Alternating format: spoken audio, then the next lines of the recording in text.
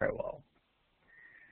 So we are going to continue from our movement towards creating a workplace which is creative. So we need to have creative people as input.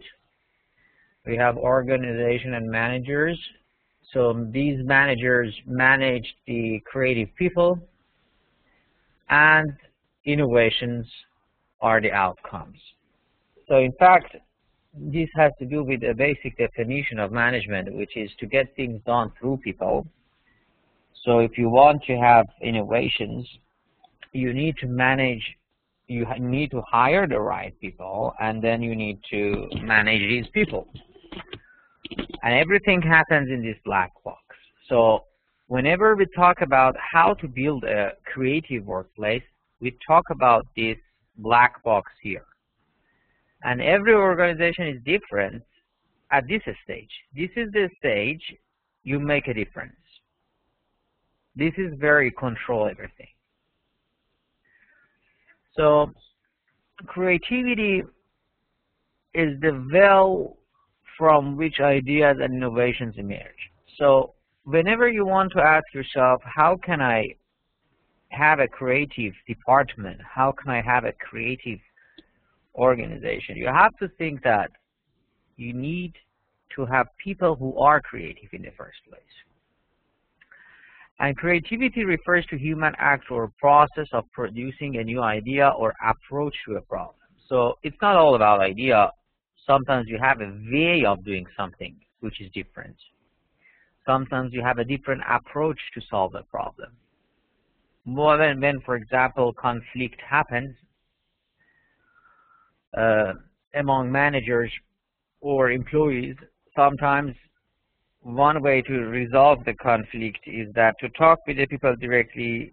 One creative person also comes up with the idea that instead of talking with people directly, maybe we can put them together in a project so that they can work their problems out. Somebody comes with a different idea that maybe we should involve a third person, a friend of both of them, to mediate this problem. So different approaches. There is no right or wrong. There is about a different approach, a new idea. Innovation follows this train of a creative idea. Innovation is the process that applies the creative idea to development of a useful product, service, process, business model, or practice. Therefore, creativity, being the starting point of innovation, demands managers to do things to encourage its process. Creativity is important because it's the very beginning of innovation process. So if you don't have creative people, and if your organization is not creative, automatically the second step and third step will not happen. Process of creativity, PIIV, preparation, incubation, illumination, and verification. And now we are going to see what each of these steps are in the process of creativity. Preparation has to do with individual's mind perspective and the way they perceive the problem and explore its dimensions. So individuals, you and me, we should be prepared for that. And there are a lot of techniques in order to how can I say, in order to exercise the muscles of your brain to think differently. And I don't know if we have time for that, but we could also do some stuff with creativity. Like, I remember one of the techniques is broadening your imagination. So when I was attending a creativity workshop, we were given a piece of paper, and the guy asked us to draw a device which can do a lot of things. For example, he wanted us to draw a machine as a transportation tool which can do a lot of things, and we could come up with, for example, a jet ski which can run on the sea, which can fly in the sky, which has wheels so that it can run on the street. And okay, it's a lot of imagination, but this is a very good technique, drawing about the machines, which can cover a lot of needs. And you do a lot of crazy things, but this helps you to shift the borders of your thinking. The moment you know that through the practice, that your mind is supposed to think farther than borders that you yourself set for the mind. That is the moment of imagination. So some people think that they always have to think within these limitations. And these limitations, who set them for you? You set them for yourself. Your parents set them for you. The society at large sets them for you. Your manager sets them for you. So they draw boundaries. If this is your brain, then they come and draw boundaries. They say that you should think like this within these framework. When you want to improve your imagination, if this is your brain, you try to make this circle bigger and bigger. The more the circle, the parameter, the longer the parameter, the diameter, the more imaginative your brain is. In here, we have certain ideas.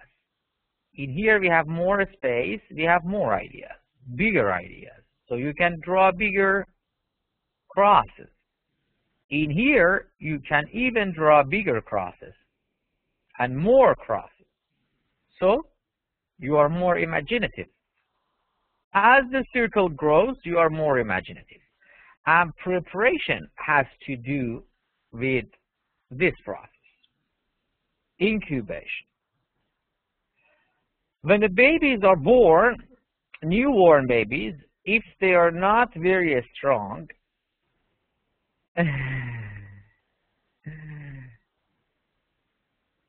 small brain people think most of the time better than big brain holding people. I don't understand this. I don't understand it because I don't understand what do you mean by small brain, what do you mean by big brain, Navid. But I do appreciate your call about today. Okay, we'll talk about your point, Navid, but when a baby is born,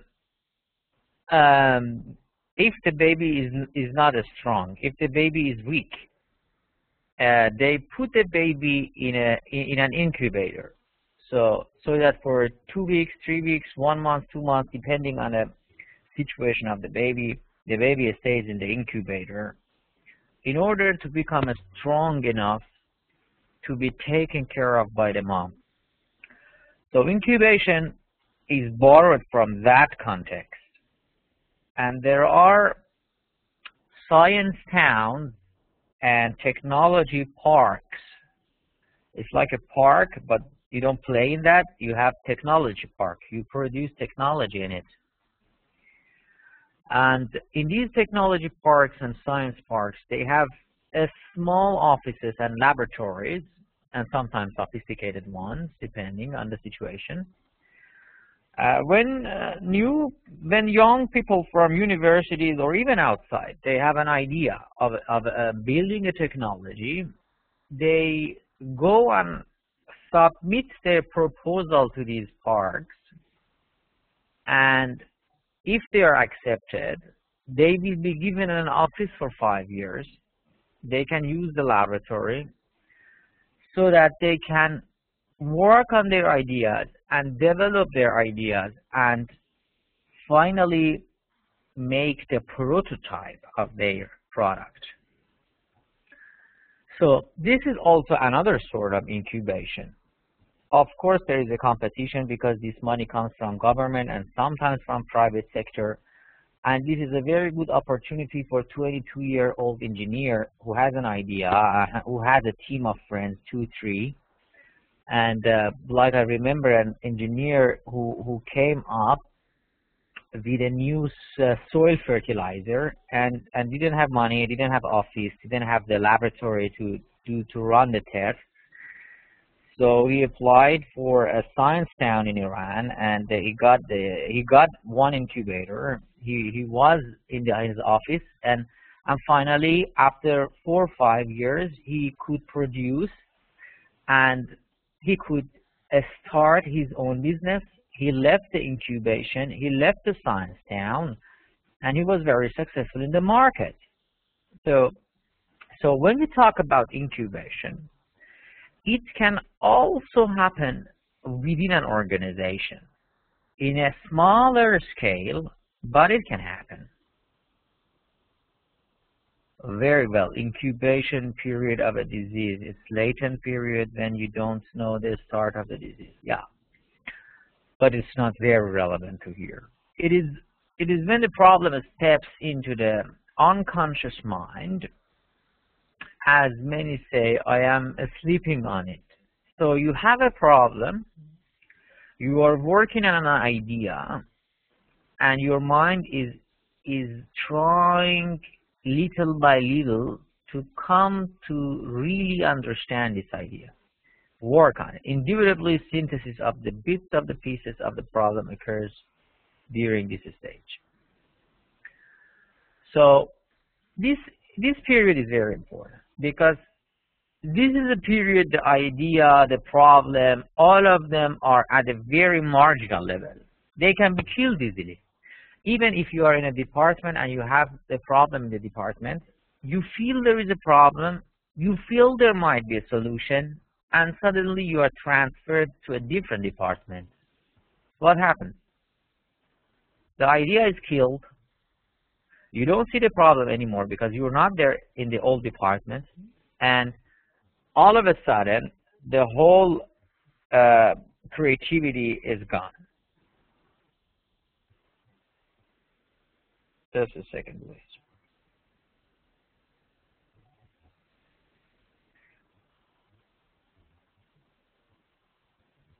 So the next step after incubation is illumination.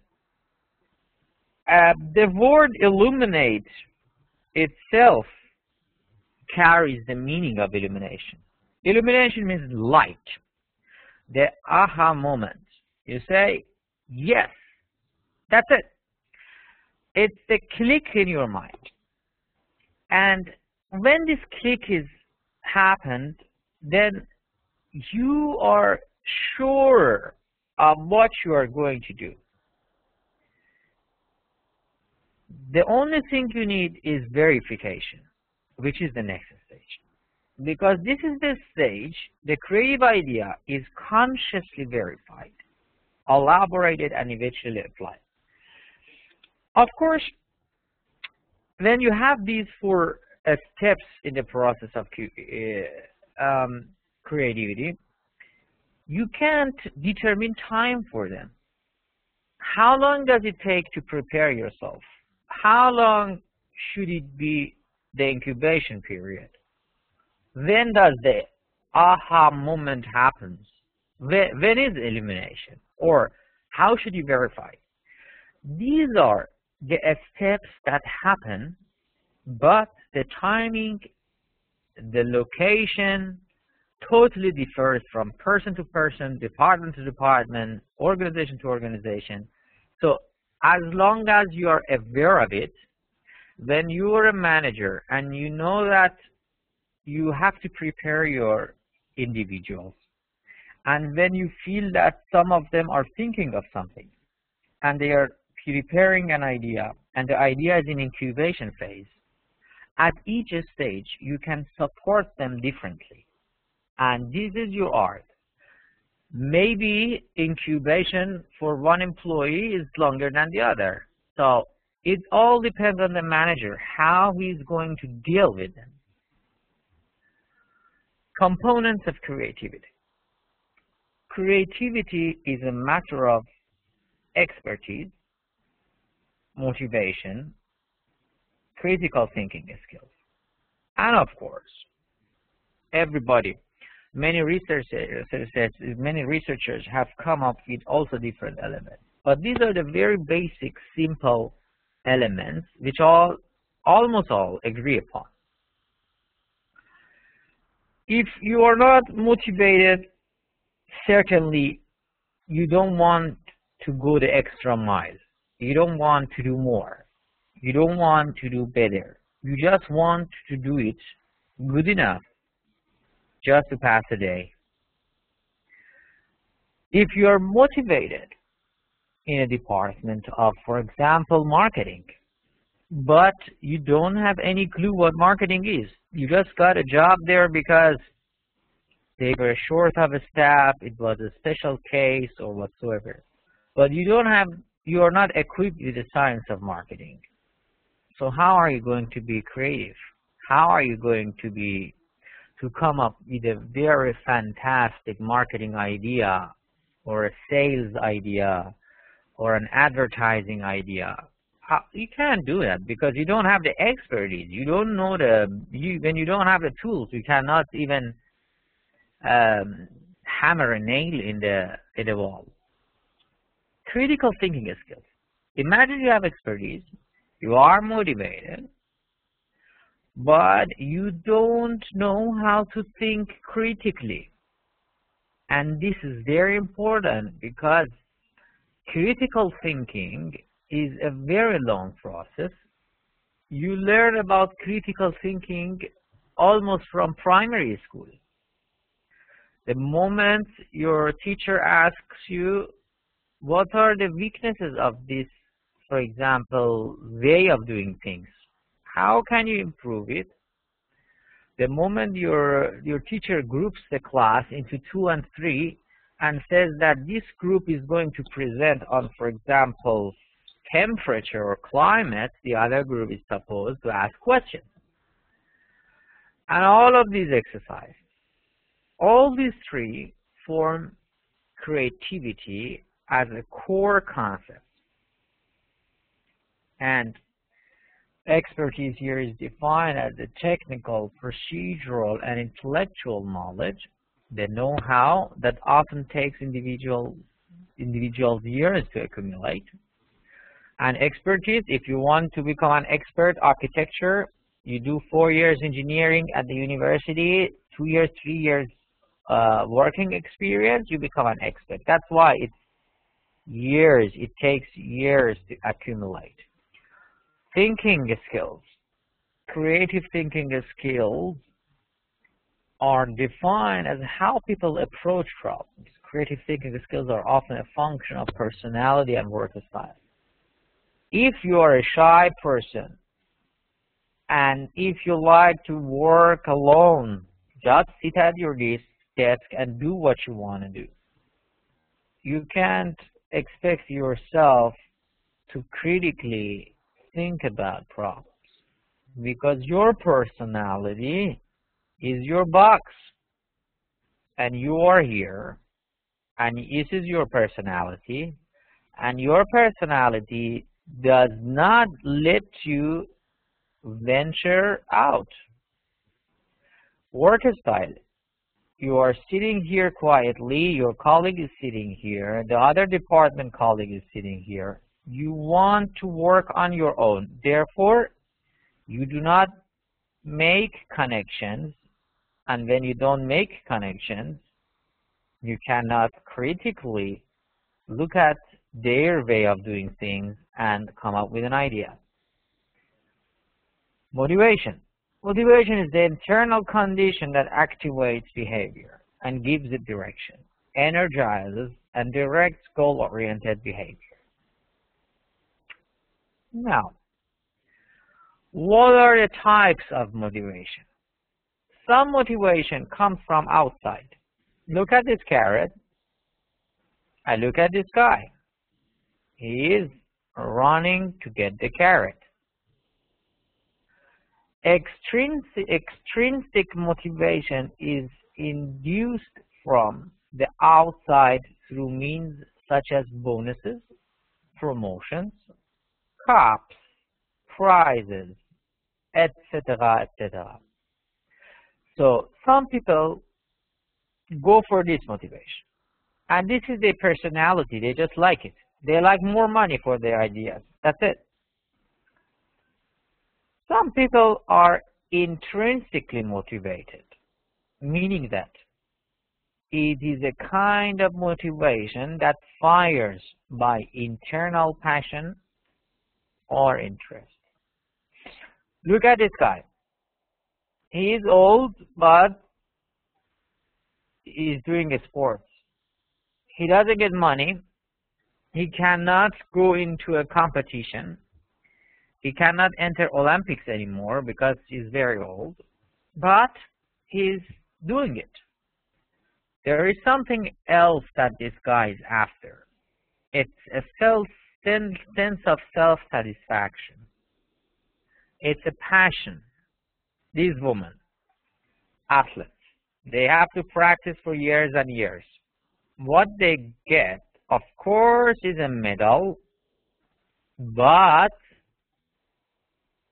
for the amount of energy they put into this exercise and competition, this is not enough. So they love it. Basically, they love it.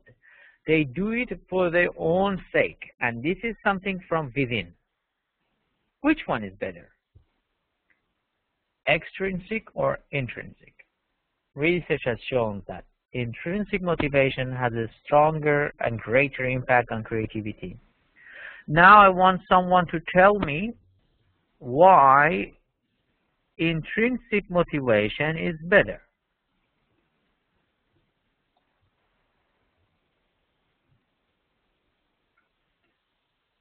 And I don't need to say that. You need to participate because of your scores.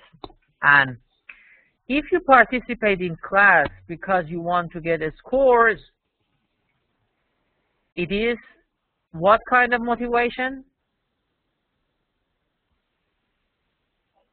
Abdul, are you sleeping or are you listening?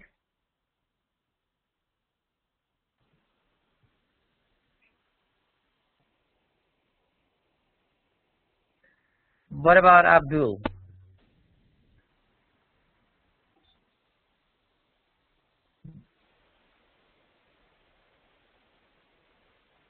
So Abdul is not listening, probably somewhere else. What about Ahmad Shakib?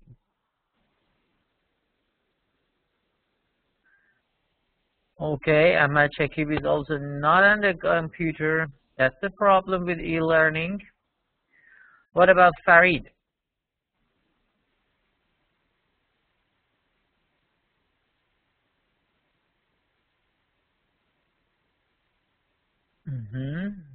Very interesting. Okay. Yes, it is extrinsic because you are looking for a reward, a material reward outside your individual. But when you participate, because you are motivated to participate, because you like it, because you like your class, because you like to be successful and learn a lot, that is intrinsic motivation. And if you receive rewards, still, you should know that for most of the things you do in your life, you receive a reward. Okay, but the amount of the pleasure, like a very good example would be like a soldier who goes to a war. Of course, a soldier who is fighting in the battlefield gets paid by the government. So every month, a soldier receives a salary. But a soldier is fighting and he knows that any moment he might be dead. He might get killed. A soldier goes to war not because of the salary, but because of something more. It is his duty. He feels obligated that he should defend the borders of the country. So, intrinsic motivation within a soldier is very much higher than extrinsic motivation, because you cannot say how much a human's life costs. So you can't say a soldier costs 1,000, 2,000, 1 billion. You cannot put a price on human life. So in this example, there is not a balance between extrinsic motivation and intrinsic motivation.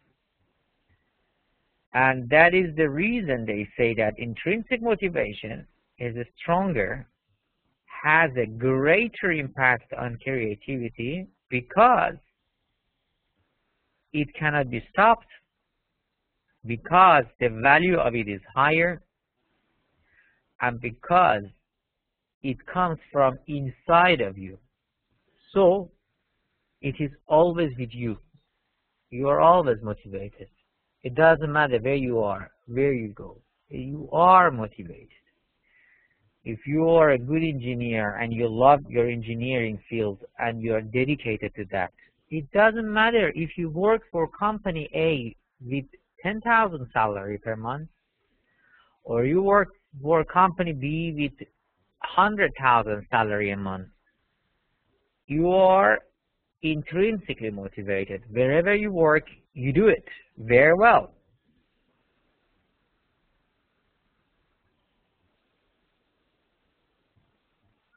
Yes, always an external factor is needed, Mustafa. Always you need extrinsic motivation. But the whole point is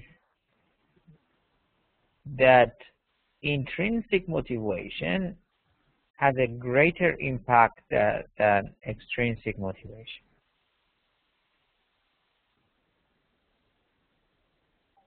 Okay.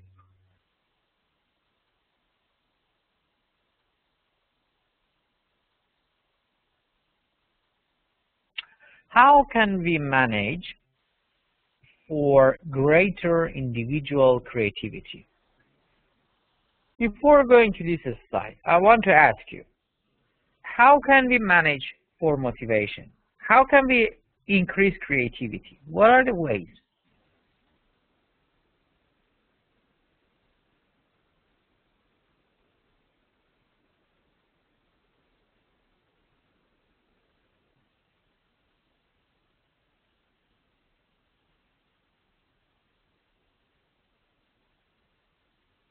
By motivating your staff. How? How can we motivate them? Encouragement. Yes. Incentives.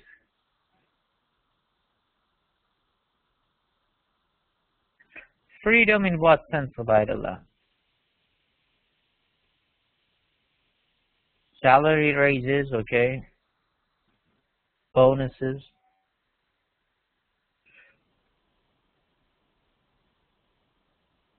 Okay. Creative environment. Appreciation, very good. So Lida actually is in class.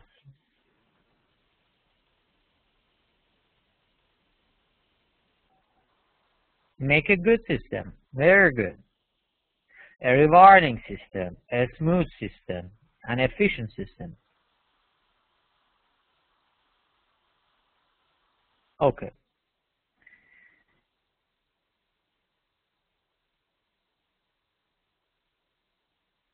These are certain don'ts that we should not do in order to create a creative environment.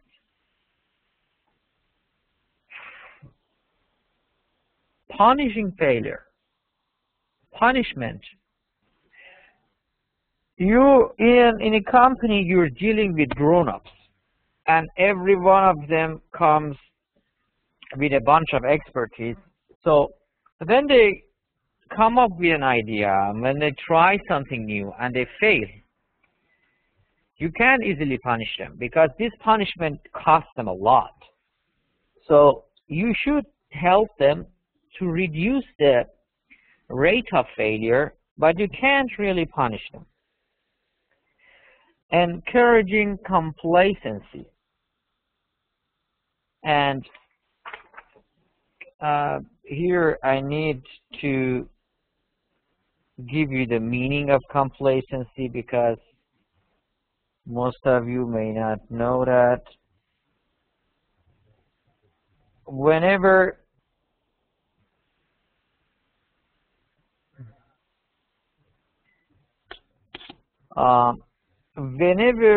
you have a feeling of satisfaction with a situation, you have complacency. So complacency has to do with sense of self-satisfaction.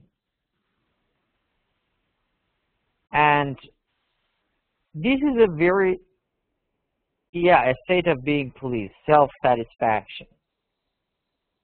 So self-satisfaction is a very critical area. It can be good and it can be bad. It depends on the personality. Sense of self-satisfaction is bad when you really feel too much comfortable in your job so that you don't want to change anything.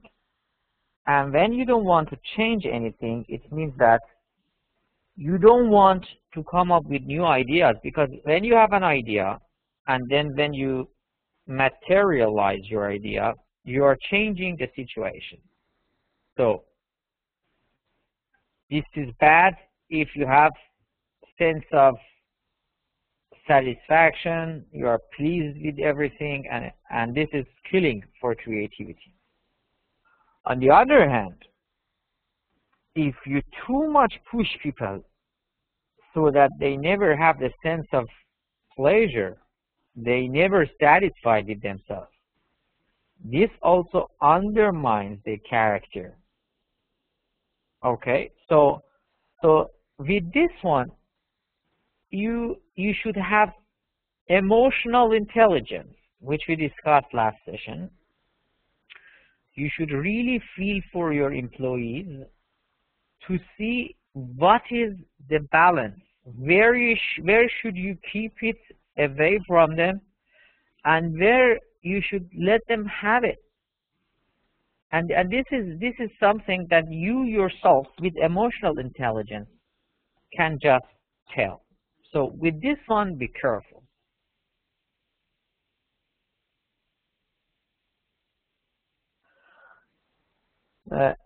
Aman says, in management, it is said a manager fails when he has self-satisfaction. True and false. As I'm telling you, these are not the rules that you can say and say that, okay, that's it. It's not written in the stone. It is true that a sense of self-satisfaction is a killer to creativity, but with some personality, if you are not satisfied, it affects your stress level. It affects your happiness, and it negatively affects the creativity the other way around. So this is a very critical point here. Withholding resources. Of course, you should provide your employees with resources, otherwise they cannot be creative. Making it difficult for people to share ideas. This is also one part of it. Discouraging diversity of thinking. And diversity of thinking we discussed, if you remember, in groupthink. Do you remember groupthink? The dangers of the groupthink, that if there is groupthink, you kill diversity. Encouraging a convergence of viewpoints or groupthink. We had these 2 points before in our slides as well. No, it is not always. Sometimes when he has seen. Obeidullah, I'm reading your comment.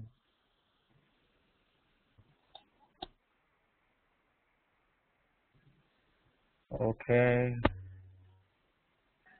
Mustafa says, what is the difference with self-esteem? self-complacency has a very close meaning with self-esteem. Self-esteem is a set of questions. If you like yourself, if you have self-confidence, if you think that you're a worthy human being, self-esteem is a very bigger concept. If you feel that when you walk, you're confident while walking, you are confident that people look at you and they feel positive about you. If you think that when you speak, people listen to you and they feel positive about you, is that the feeling that, you know, some people, whatever they wear, the clothes, they think that they do not look handsome, they do not look good looking, so they have a very low self-esteem. So self-esteem is a very broad concept, as a very broad psychological concept. Okay. And there are certain do's that we have to do.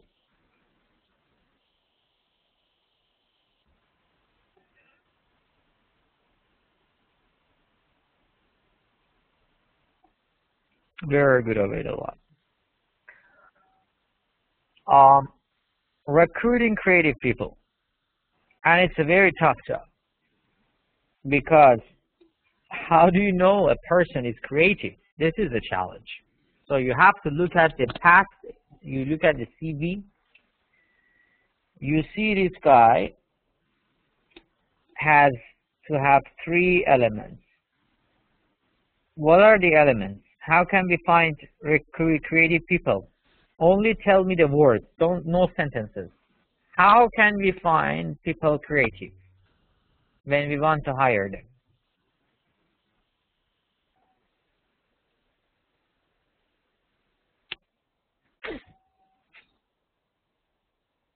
No. Okay, what are you looking in the interview? What is education and skills? Expertise?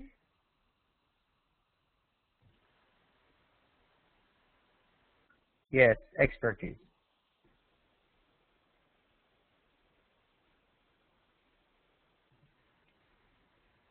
Okay, what else? Flexible, experience. We just had it in a few slides before. For creativity, what are the elements of creativity, components of creativity? Motivation?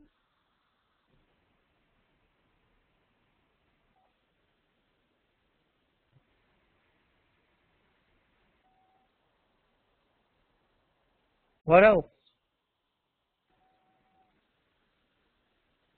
Critical thinking?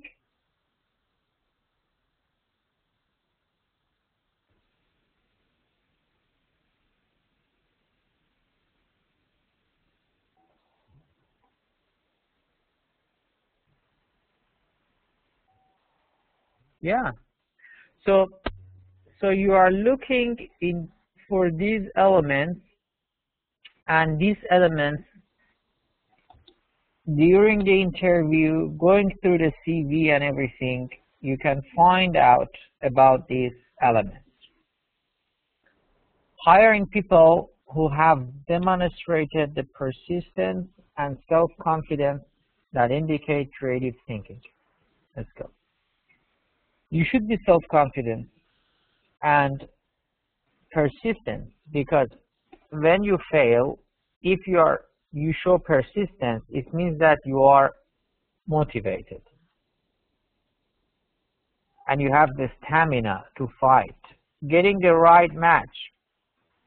You have a job here, you are looking for a person. This person should match the job. Otherwise, they are not motivated to do what they are suitable for.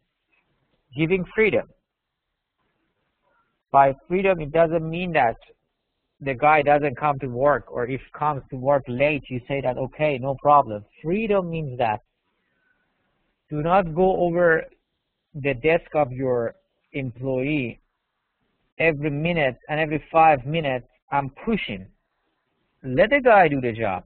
Give a very good explanation and instruction of the job, and let the guy do it the way he wants to do it, and then observe and evaluate the outcome. If the outcome is good and desirable, then you don't need to change anything. You just give the instructions, let the guy do it. If the guy does it in the wrong way, then you go and say, okay, I prefer that you do it this way and that way.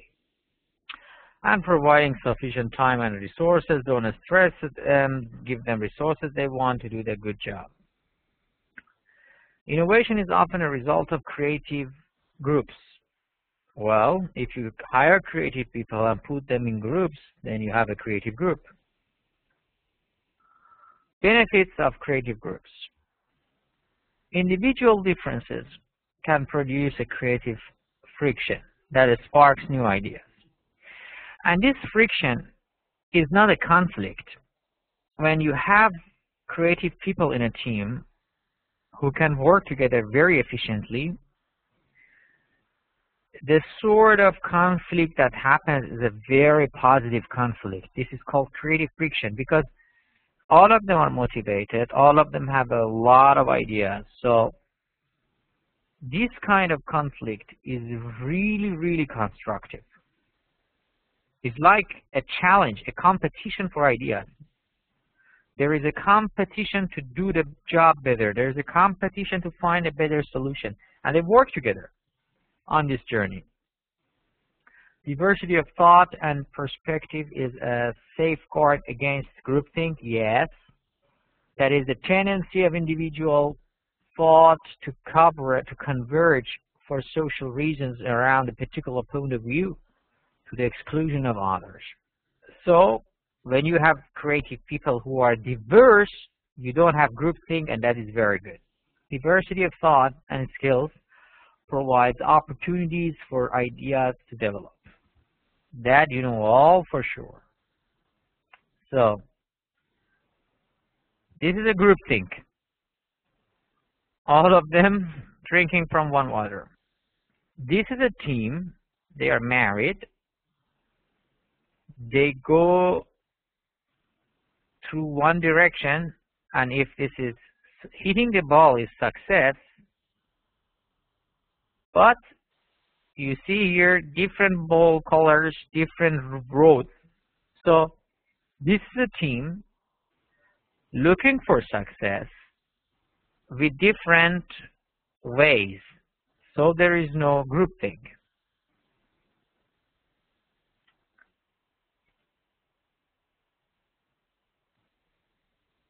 Can group creativity be triggered by thinking style? The answer is yes. Group creativity is also enhanced with the right thinking style. Thinking styles are divergent thinking and convergent thinking. In divergent thinking, you are able to find unique and original solutions and to consider problems in terms of multiple solutions, because everybody comes and looks at the problem differently, so the ideas and the solutions are different. If there is a convergent thinking, it narrows many possible solutions to one. Therefore, thought patterns converge on a single optimal solution. And you can't say always convergent thinking is bad, but for creative things, we want divergent thinking. When the ideas are created and you have many ideas and you have many solutions, then you pick two of them which are the best, and then you pick one which is even the best among these two, and then here convergent thinking happens because all of them agree with this one, and then they think convergently to implement it. So at this stage we want divergent thinking, but at this stage we want convergent thinking. Which thinking style enhances creativity more? The creative process is fueled by divergent thinking, a breaking away from familiar or established ways of seeing and doing.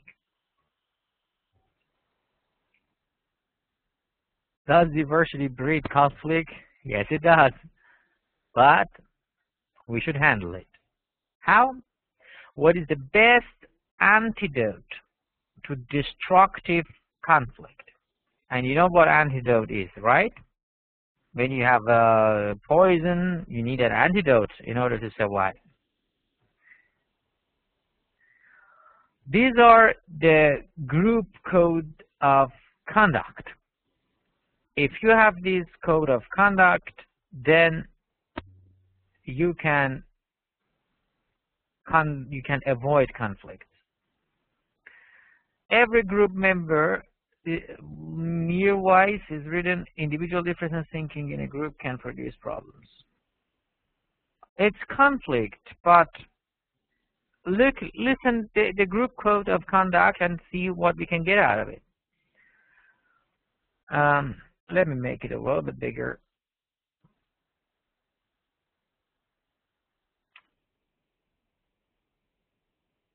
Every group member should show respect to others. So when there is respect, you don't fight. Every group member should make a commitment to active listening. When you listen to others, you understand them completely, so there is no confusion. Everyone has the right to disagree and an obligation to challenge others' assumptions. So when you can disagree, you don't get upset because you can easily disagree and express your own point of view. And you challenge the assumptions. And this is different from fighting and getting upset. This is just a grown-up discussion. Everyone shall have an opportunity to speak so that everyone is heard. Conflicting views are an important source of learning, so learning happens. Ideas and assumptions may be attacked, but individuals may not. So this is individual. This is idea. When you have conflicting views, okay, you don't have conflicting individuals. Ideas are the conflicting point. So let's argue about ideas and leave the individuals aside. It's not about people, it's about ideas. But sometimes people mix themselves with ideas. And this is a very dangerous thing in a diverse group, because when I have a problem with your idea, I don't have a problem with you as an individual, as a person. And this should be very clear in a team. That is why we have a code of conduct here. You write this and you speak with people of the group from the very beginning that this is our code of conduct.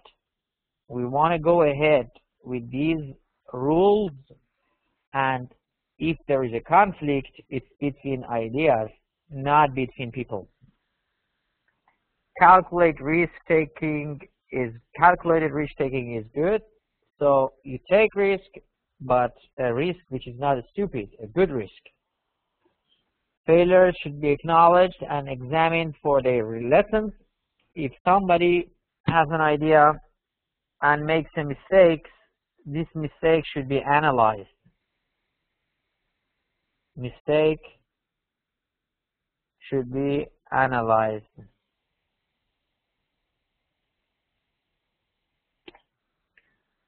Failure should be acknowledged. It means that when you do something wrong, you should accept, I did it wrong, I am sorry, but I'm going to learn the lesson from it. Playful attitudes are welcome. You should enjoy. If you don't enjoy, if you are not happy, good things do not happen. Successes will be celebrated. Here we have rewards.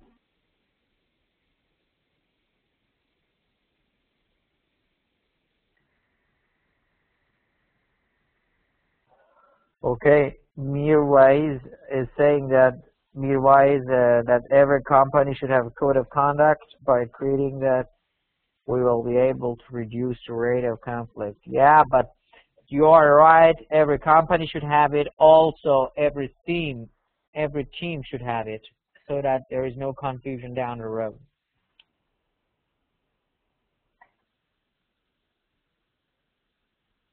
So we have CFM here. What steps can be taken when conflict happens? Create a climate that makes people willing to discuss it, facilitate the discussion, move toward closure by discussing what can be done. So 3 steps. Now imagine in a multicultural, multinational, interdepartmental team, there is a conflict, there is a problem. Now, I want someone to explain these 3 steps to me.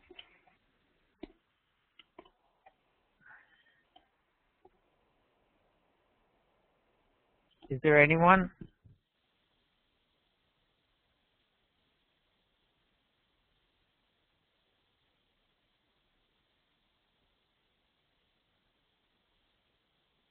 So I call you by name and okay, and if you're not there, I consider it as absent. So I will call you. Don't give your opinions unless I call you.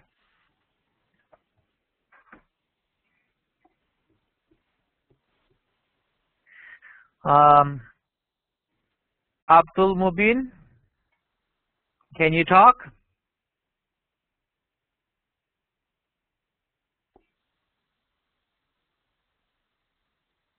So Abdul Mubin absent. No class participation. Ahmad Shakib.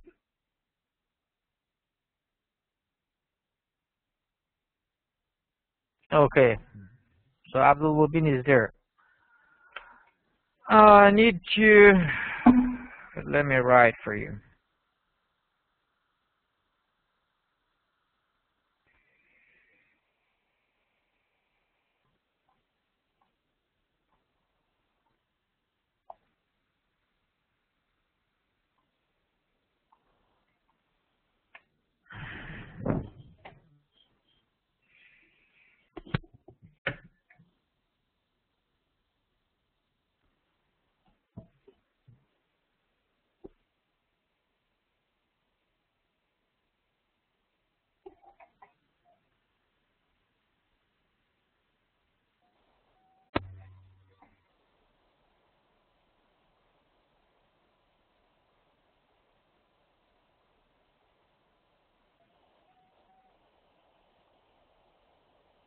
Okay, Abdul Mubin.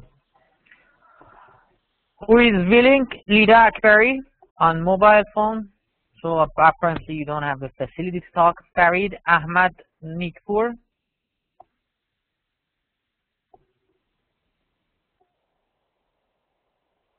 Okay. Navid, Hello. please explain these 3.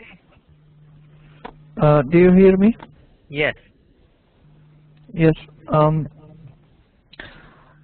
the PowerPoint presentation, as we see, it's actually the rule of conflict mitigator to act between the 2 sides of the conflict and to bring them on a table of calm environment where they can share their opposing views, where then the role of this person will be facilitating the discussion and then come up with a solution of the opposition ideas, which is the last part is move towards the closure, and the solution will be what practically can solve this conflict of the ideas. Very well. Thank you very much. So Navid, you get your class participation mark for today. Very well. Okay. As you can see here, we have a moose. This is a moose. And create a climate that makes people willing to discuss difficult issues. You have to put the moose on the table. So you see, this is a table, this is a moose. If moose is under the table, it means that the problem, moose represents a big problem. It's under the table. You don't see it. But because you don't see it doesn't mean that it doesn't exist. When you put the moose on the table, you see it and you discuss it. So that when the problem is hidden, people are filled with resentment, with bad feeling. They hate each other. Why do you hate your colleague? Because the problem is under the table. When you put the moose on the table, you don't hate each other because you see the problem and you can discuss it. Acknowledge the issue. Refer back to group norms on how people have agreed to treat each other. Encourage the person who identified the moose to be specific. Keep all discussions impersonal. This is how you facilitate the discussion. Impersonal has to do with what I told you here.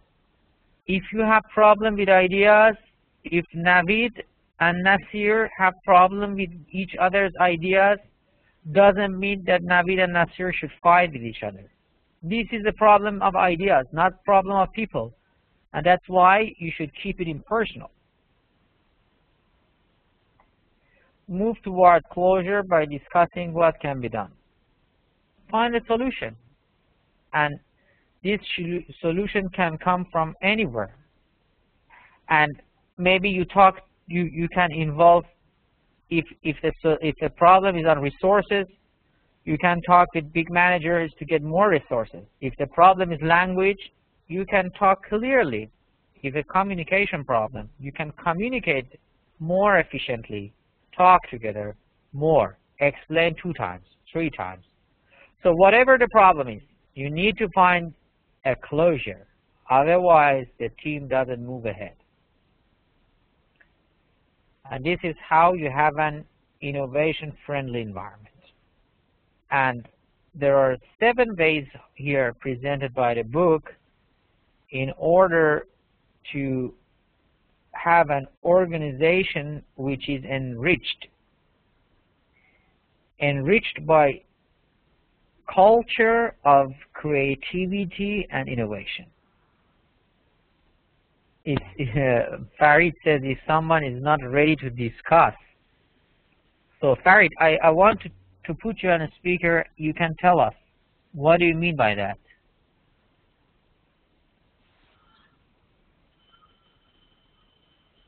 Farid, can you hear us?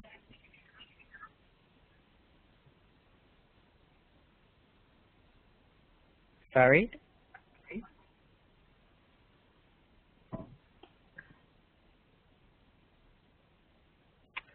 Okay, problem, internet problem. Farid, if someone is not willing to speak, you cannot, you can ask a grown-up, what are your fears? What is the problem that you are not willing to speak? You talk to the guy. But that does not mean that if the guy still doesn't want to speak, okay, you fire him. Easy as that. You can't ask the guy, because first the manager invites you to the office and says, what is the problem that you don't speak? What is private here? What is that you are shy, you are afraid of something, something bothers you? But at the end of the day, if the guy doesn't want to speak, you cannot force a 30, 40-year-old guy to speak. You cannot force people, but you can facilitate it. And people, if you're normal, you speak, because you cannot stop a team. because someone doesn't want to speak. So normally, based on my experience, whenever there was a problem in our team, I remember that the human resource manager or the direct project manager used to talk with us that what is the problem, and we could explain the problem. Okay, they don't want to speak because it's a serious problem. It's the problem that people and ideas, both of them are mixed together. So it's not about, and the goals are different. When I talk about innovation team, they have a certain goal. Everybody wants to reach here. One wants to go this way, the other one wants to go this way. There is a discussion here, argument, problem.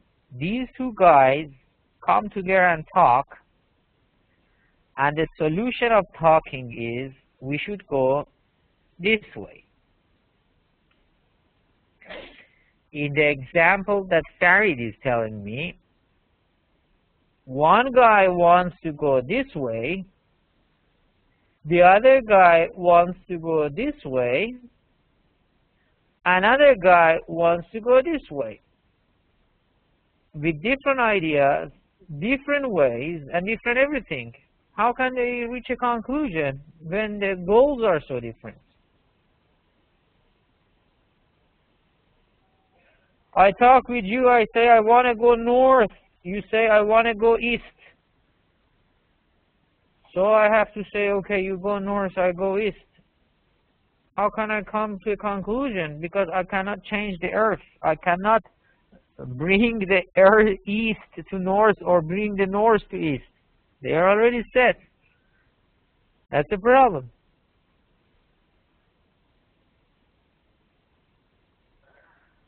Okay.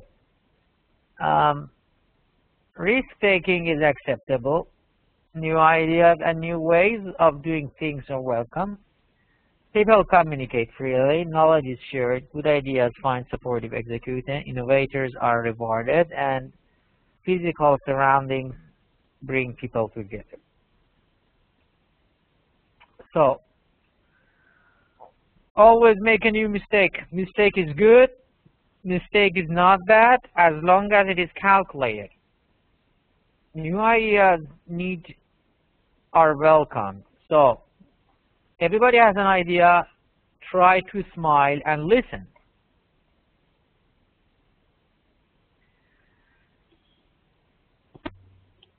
If those ideas completely lack a strategic fit with the business, if the organization lacks the resources, what do? You need to see if you cannot use the idea within your organization, you should lend the ideas to others or sell them. And this is what is happening these days. When a company comes up with a technology which they don't need it because a strategic fit is not there, they sell the idea through licensing and get money for that idea.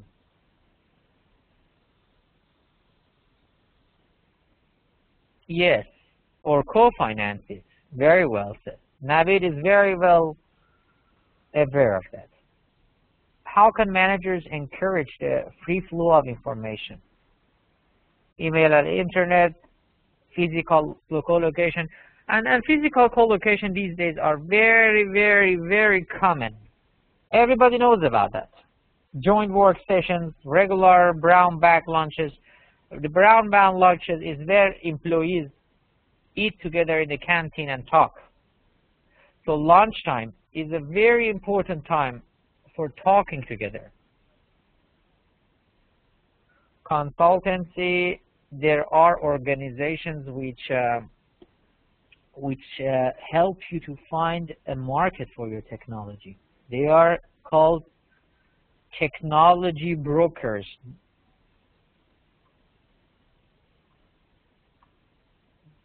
They are like middlemen for technology.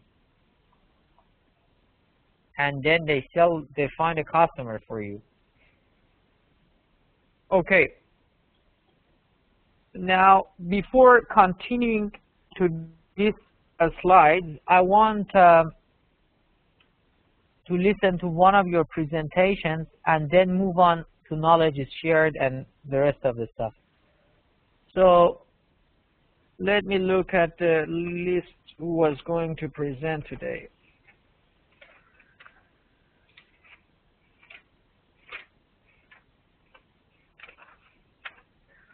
Navid, are you ready to present? Yeah. Okay, Navid, I make you the host.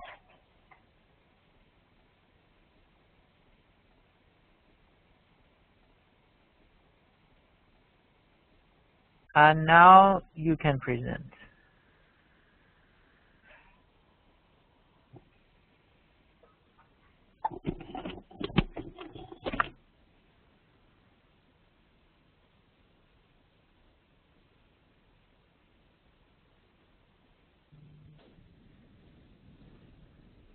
Can you hear me, Navid?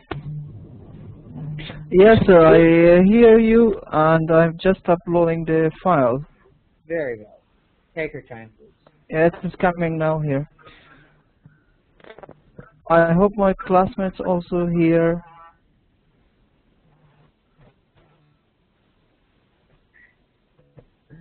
Very nice picture. Dear classmates, do you hear me?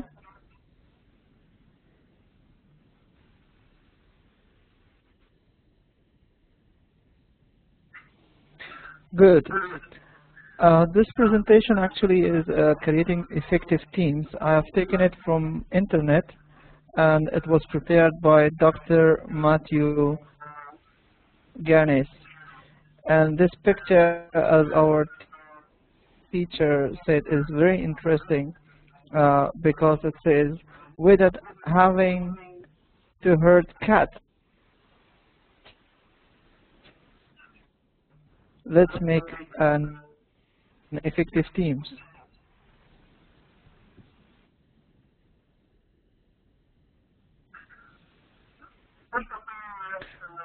First of all, we have to know what exactly is an effective team.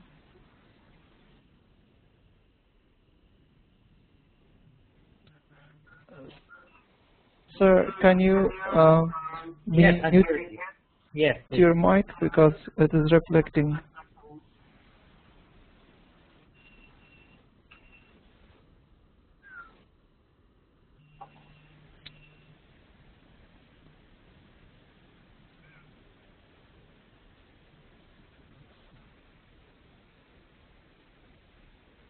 Navid?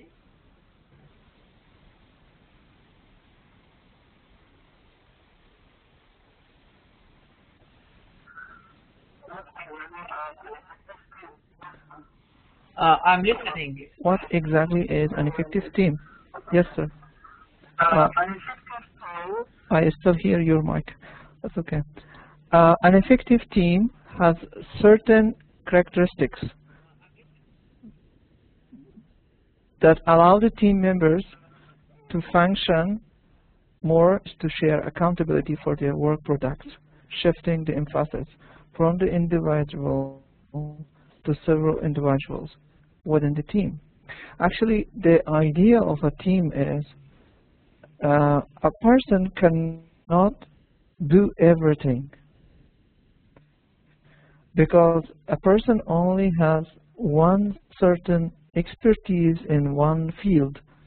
When the teams are created, it was intended to have different expertise in a group of people, like a team, to do different jobs to reach the goal. Because of this, it's very important. When we want to have an effective team, certain characteristics are important that comes in the next slides we're going to review. What are the characteristics? Team members share leadership rules. This is very important. It's very encouraging for the team if they share the leadership rules. They develop their own scope of work. All the time when we have a team, it's very good to have to create the scope of work for the team and for each member from the general work plan or from the general scope of work of if it's a project, if it's a program. The team schedules work to be done and commits to taking time allocated to do work. When the team members receive the leadership rules or the leadership rule is shared, the teams, every member of the team feel more committed, more involved in the team, which makes them to do the work on time. And this is a very good thing for receiving the responsibilities and accountabilities. And also, when they are doing this, they develop tangible work products. They are mutually accountable for work products. Individual performance is based on achieving team products. And because of this, when we say if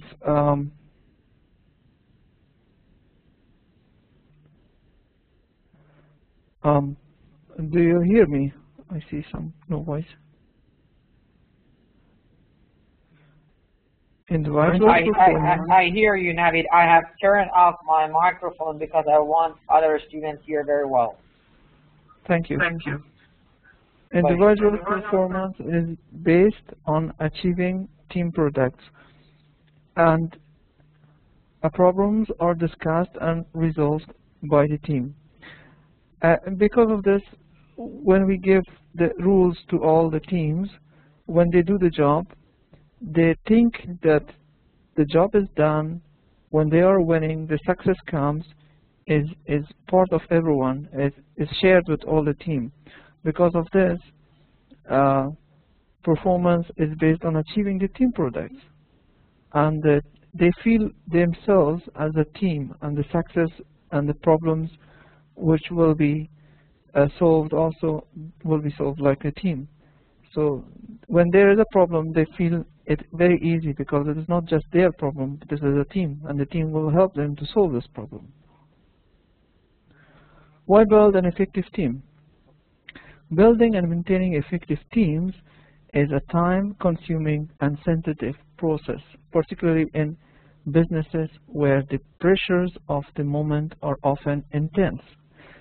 So, dear classmates, if you can view this picture, can you type what is written? I'm magnifying this, or also you can magnify the picture in your screens in your computers. Can you read what is written? You see the group of penguins attaching to each other, holding each other, and there is a text under this picture saying "Together we can." But there are other small text. Can you see that as well?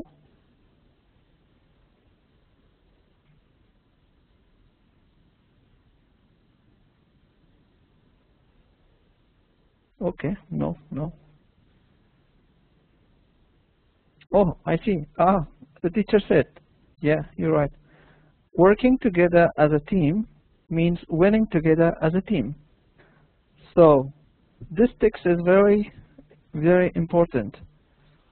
When we work as a team, we have to feel that the winning of the work is also part of the team. It's not just one person or two people. This is very encouraging text with this picture, beautiful penguins. Most attempts at team building don't work well, simply because managers and staff fail to appreciate the effort that has to be invested in time and attention to detail. There is little doubt, however, that when done well, teamwork contributes considerably to greatly improved productivity and reduced cost. I think this is clear. Let's move. What is a team? Okay, before that I want to hear it from my classmates, dear classmates, can you tell me what is a team?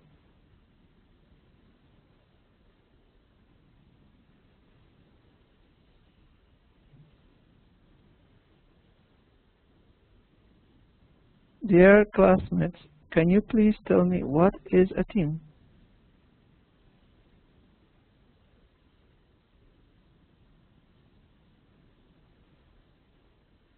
Group of people working together, group of individuals, a group of people with a same goal, good.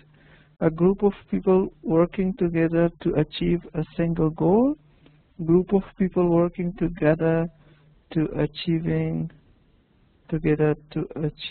the same goal, working for the same goal, good, working together. Okay, I see it's close. Now let's see the definition given by Katzenbach and Smith in 1993. It says a team is a small number of people. They say an average 5 to 10 people with complementary skills, with the skills that complement each other, which is not the same but supports each other, who are committed to a common purpose, of course, common purpose, common performance, goals, and approach. This is very important. Common approach for which they are mutually accountable and they are all responsible. If it is more than 5 and 10 people, it is not a team, it is bigger than a team, it's a group of people. There is a difference between a team and a group of people. So this average is by, it's taken that a team should not be more than 5-10. So this is an average.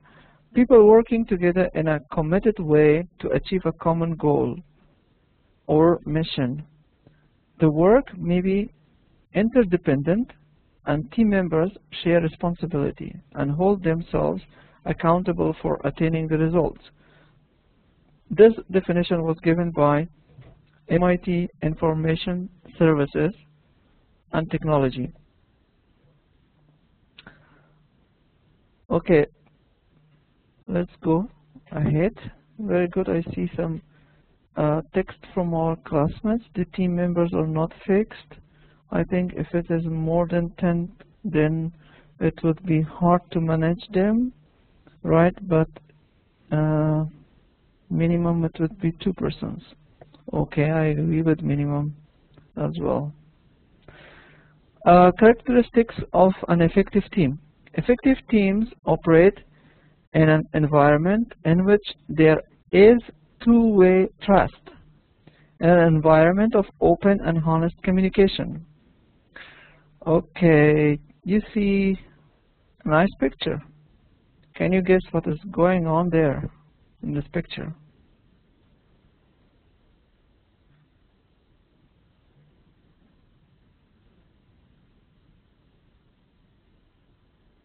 Can anybody tell something? What is happening in the picture? Playing, good. It's a teamwork. Okay, let's go. The other characteristics of an effective team, feedback on performance should be two-way and constant. Constant means always. It should happen always. When you receive communication information, it should be given the feedback. And also, any performance, any work done, there should be a feedback. It should provide information to all members of the team on how their work supports the specific and overall efforts of the team and the practice. For example, listening is a feature of that communication. Listening is one of the things that will help the team members when they are talking. You listen to them. When you are talking, they listen to you, and then of course respect to each other as well. Okay. We continue with these characteristics of effective team. Teams accept responsibility and not blame one another for the team mistakes. All the teams should take the responsibility even if one person has done something wrong.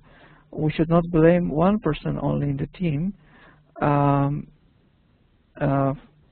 nor should they spend useless time in personal justifications. If somebody has done something wrong, you should acknowledge, as our teacher also said before, you should acknowledge his mistake, and the others also not to blame him, but to help him to fix this problem. Okay, they celebrate their success together, just as they identify the special performances and contributions of each individual.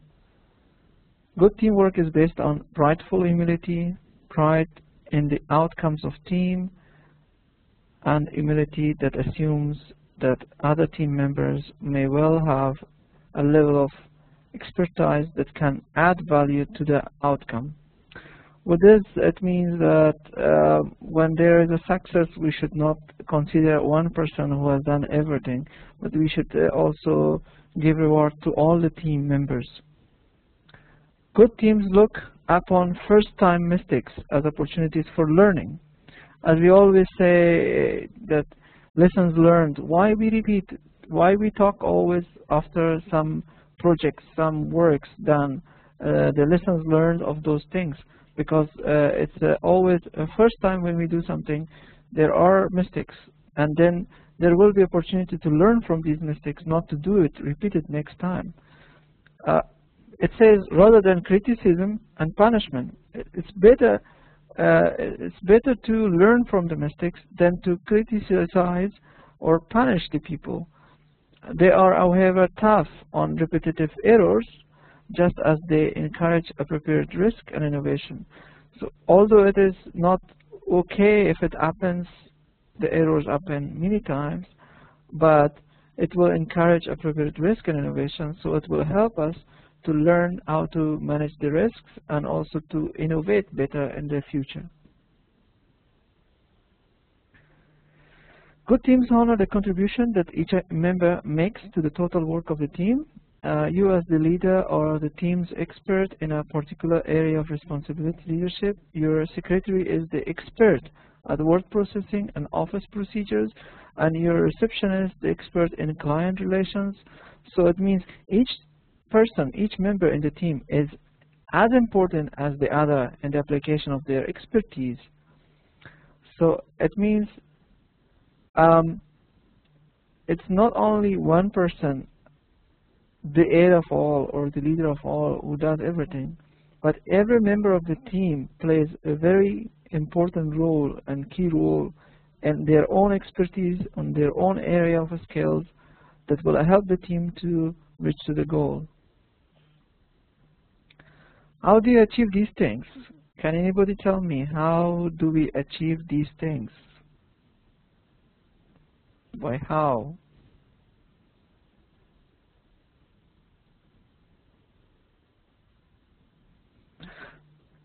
That's okay.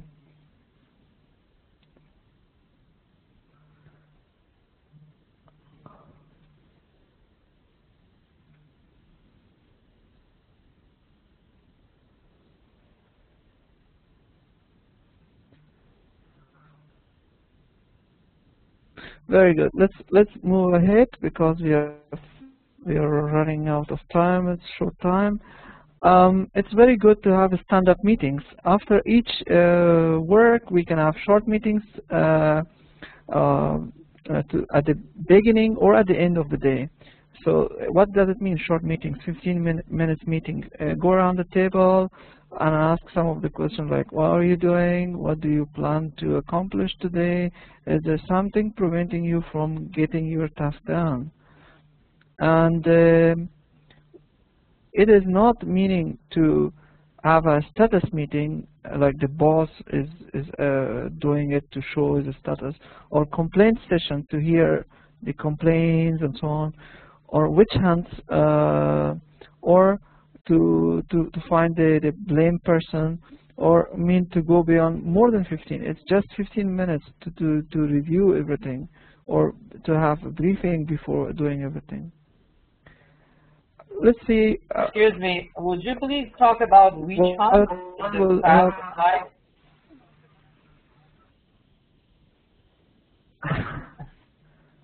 I was reading this which hands, like, yes, I will explain. If a person in a team is doing something wrong, and then the boss should catch that person, it's like which hands, like which, yeah. Maybe you have better explanation, sir. If you no, you're right. It was just very funny. Thank you. Yeah, but I think if you have better explanation, I was just learning from it. Well, yeah, which hand is? I have. This is the first time I'm hearing which hand, but I think which also could refer to bad ideas. I mean, whatever that creates the problem. Maybe it's the person, maybe it's the idea, but apparently here they mean that the bad guys on the team, because which is very bad. So yeah, you have to catch the bad guys, and then in the complaint sessions you complain about them. And then, but actually, it is saying stand-up meetings are not to do these things, not to complain, not to hunt the witches, or not to go more than 15 minutes. Yeah, but it happens a lot. In a short meeting, you should not complain anything. You should just, like the previous session slide I said. Yeah. Short Okay. meeting, 15 minutes. Go around and just ask these questions. What are you doing? Like to just review what's going on. Okay. Thank you. Okay. Yeah. Thank you. Being an effective team member, it's to have a very good communication, or don't blame others, support the group, always to be supportive, not bragging. Not bragging means not taking responsibility, or not or being arrogant. So it is listen actively or get involved. These are very good tips, but you can read the text. Hopefully our teacher will share this PowerPoint and you will understand. How do we form a great team? So everyone knows there are some steps in forming teams. Let's go quickly. Okay, it's good leadership, lots of training, hire smart people, and others.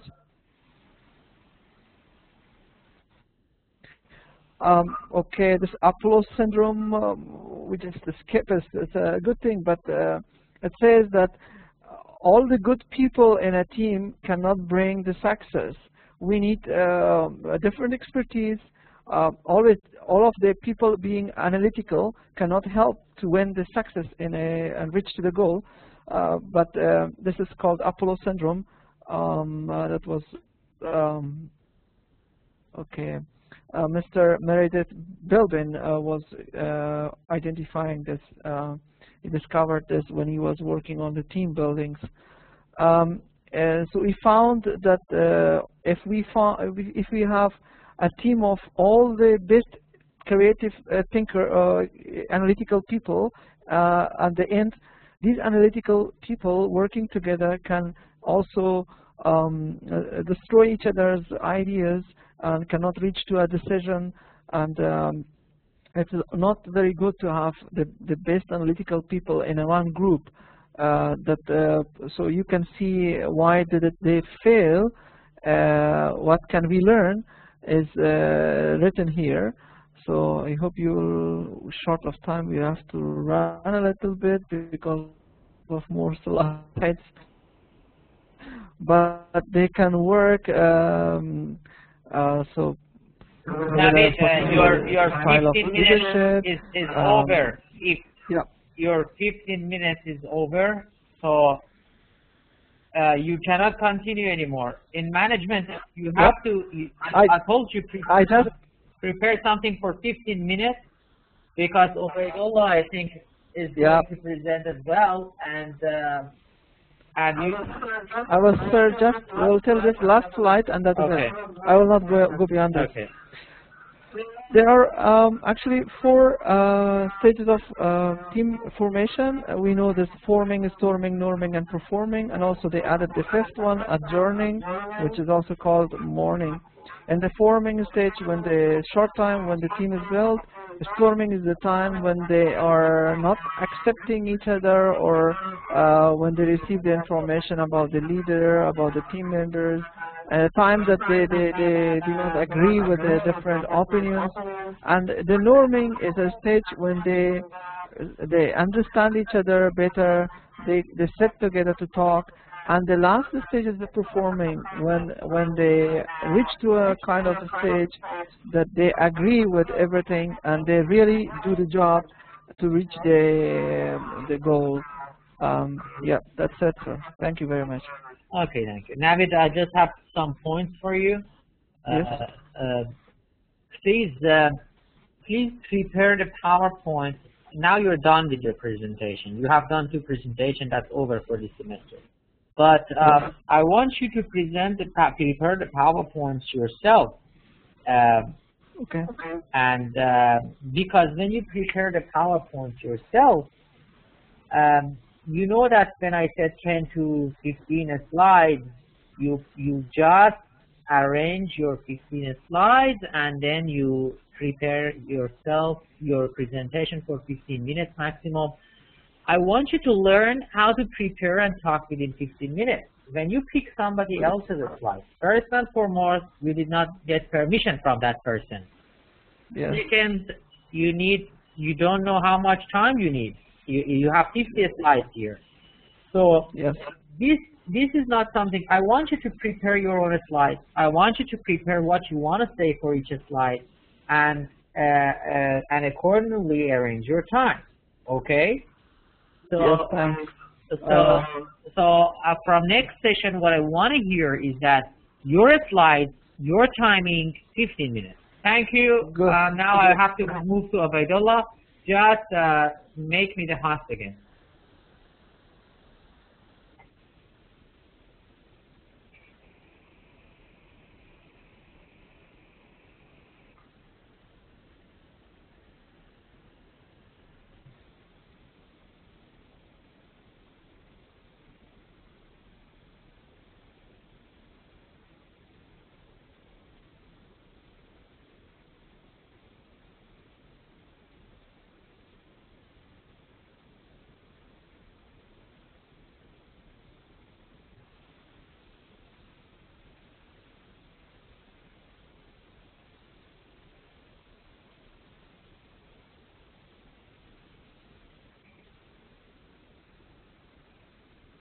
Okay, Ubaidullah, are you ready?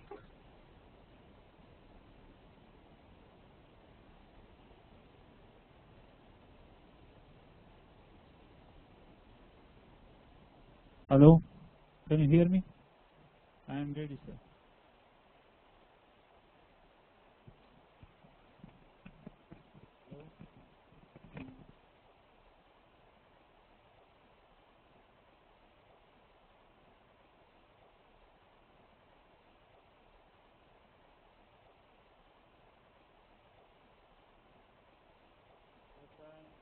Now trying to share the PowerPoint.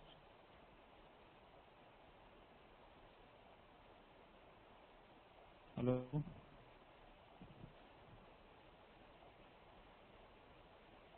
Can you hear me? Is it okay, Mr. Nasir?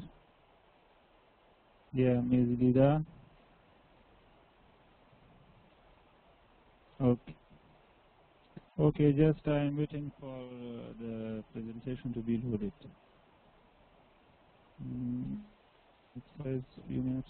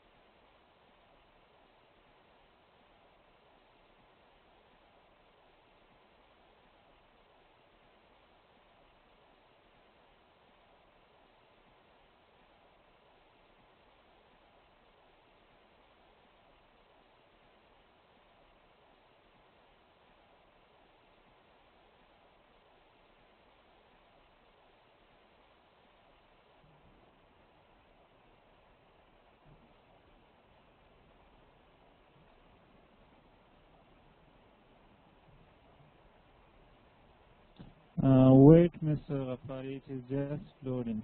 Wait a few minutes. It says few minutes are left. 6 minutes it says, but maybe less than.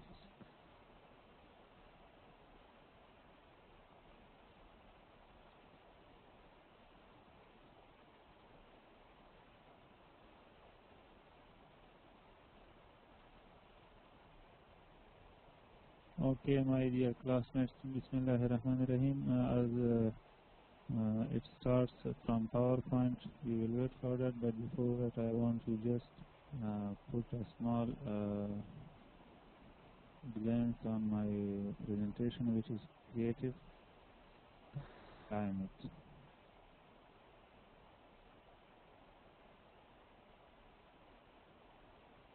First of all, in my presentation I just explain creativity,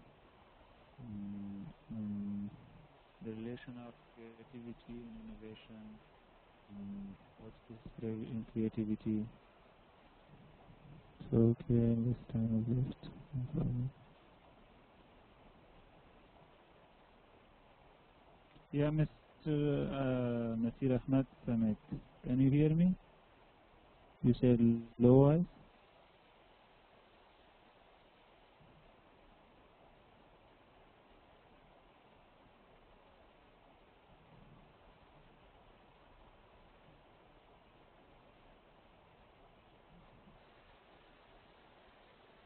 Is it okay, Mr. Nasir, now?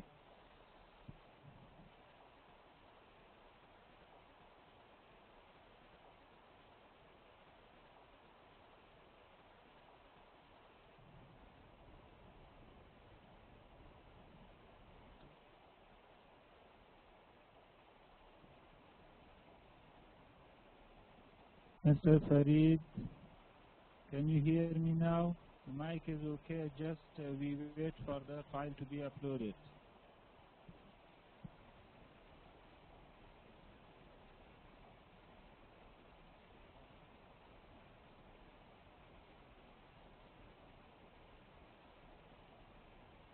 Okay, Mr. Farid, that's good. I think there's Ms. Lida. No voice. Okay, just 2 minutes are left. So when the presentation is started, you will just check the voice. Now I'm not speaking, so how can you hear me? There it says 1 minute, less than 1 minute is left.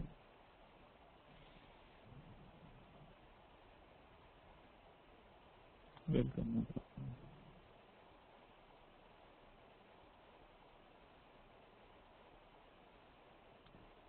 Sir, I'm going to start, but just waiting for, I think, 30 seconds left.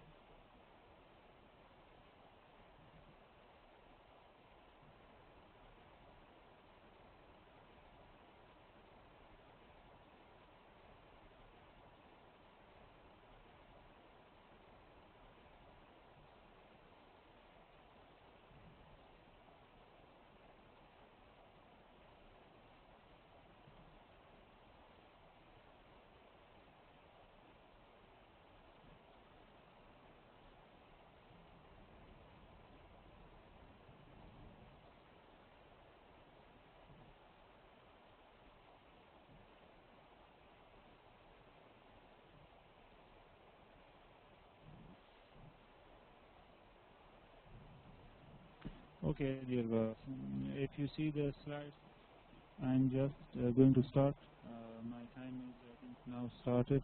Before entering the topic with detail, I just wanted to put some explanation about creativity in the following slides. First of all, I explain just what is creativity. Yes, brother, just I'm speaking loud, so I hope you could hear. So I explained creativity that we just want to talk about creative climate. So before entering that topic, I explained creativity to the brothers and different definitions I took from different places. There are many definitions of creativity. A number of them suggest that creativity is the generation of imaginative new ideas. So new ideas comes from the imagination that everyone has in mind, in his own mind. So one definition of creativity was like generation of imaginative new ideas. The second, creative solutions can simply integrate existing knowledge in a different way. Everyone has knowledge in his mind, but bringing this knowledge to to present to someone is called creativity. A third set of definitions propose that a creative solution, either now or recombined, must have value. This was the third definition of creativity. So we have different definitions for creativity due to the lackness of time. I just come to the final, we can say to the last definition.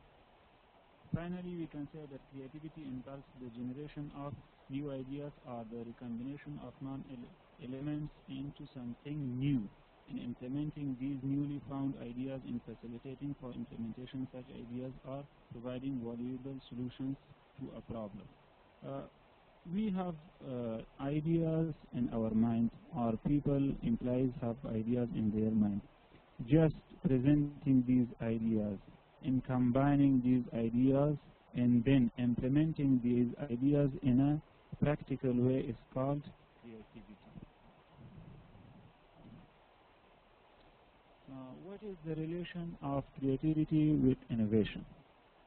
This is also the second question, or the second, we can say, title of our presentation, that this creative climate or creativity is one subject or one topic of innovation subject. So we should relate both topics or both subjects to each other. That what can creativity or what can creative climate benefit in innovation? Innovation results when creativity occurs within the right organizational culture. The right organizational culture is one that provides through creativity process, creative techniques, possibilities for the development of personal and group creativity skills. Creative thinking in a discipline can play a real role in innovation. Creative ideas can bring innovation. If there is no creative idea, there is no innovation. As we said, innovation is just bringing new ideas, implementing new ideas, implementing new things that everyone has in his mind. Also, as you can see here, it is not possible to conceive innovation without creative ideas, as these are the starting point. Also,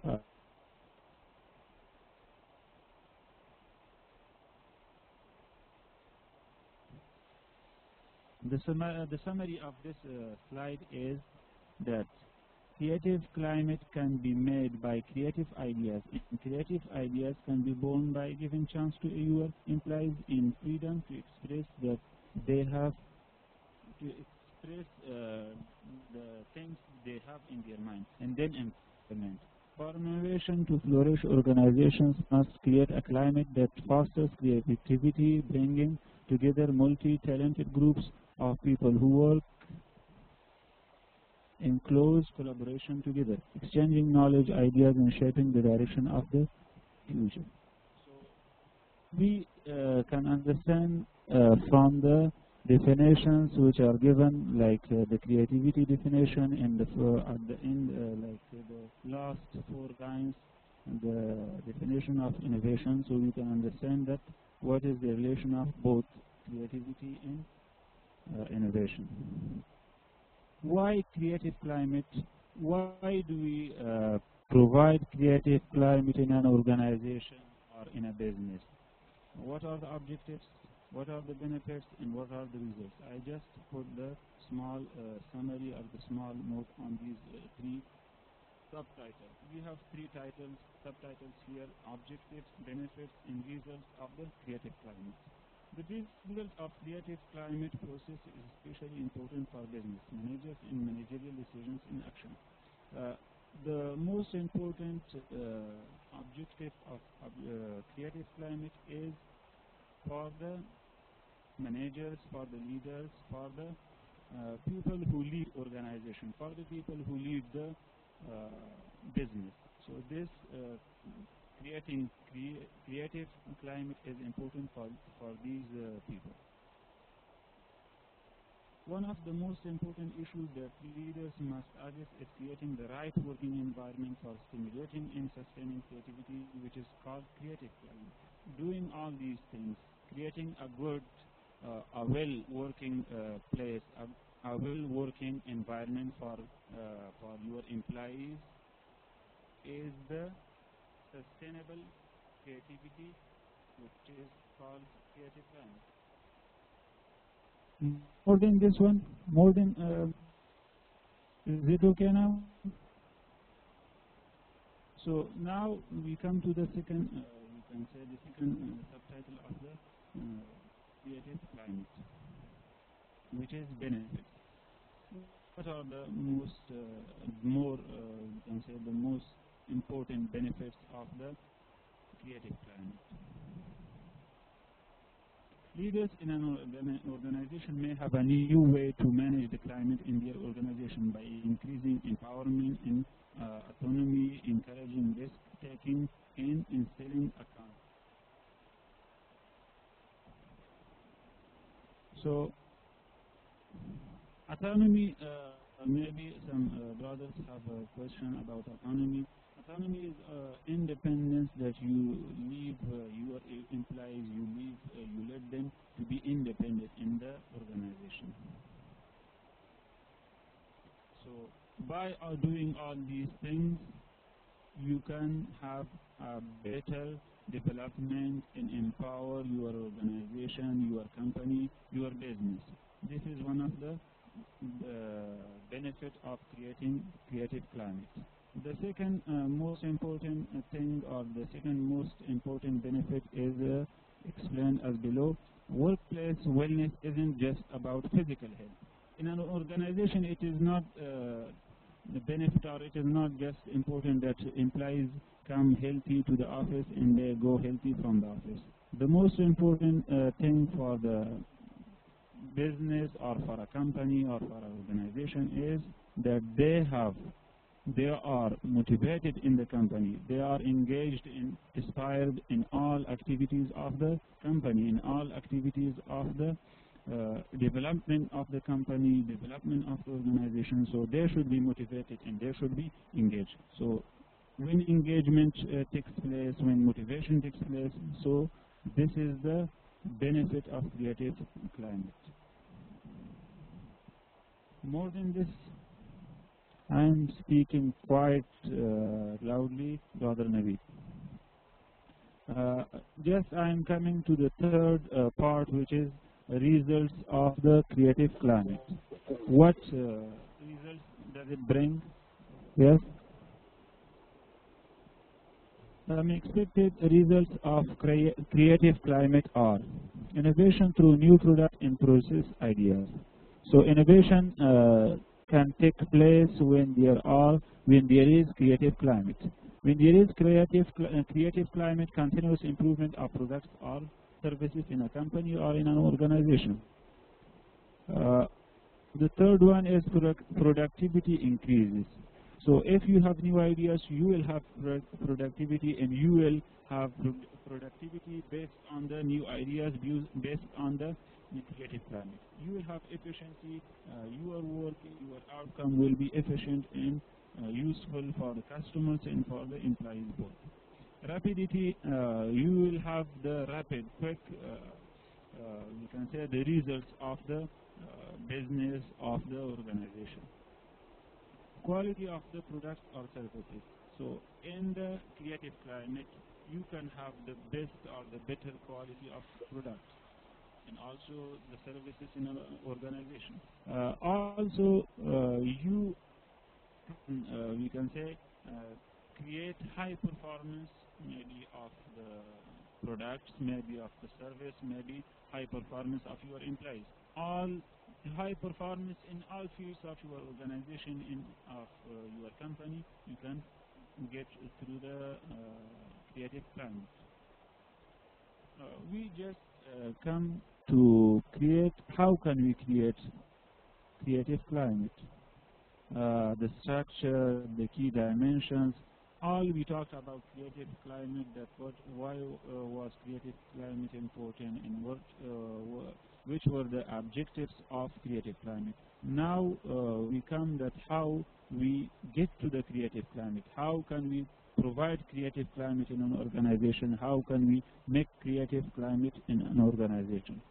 Research around creative culture in general climate has led to the identification of key areas on which companies can focus to develop an effective climate in which people are not only creative, but where they are motivated to develop these ideas into value-adding contributions to the success of the whole organization.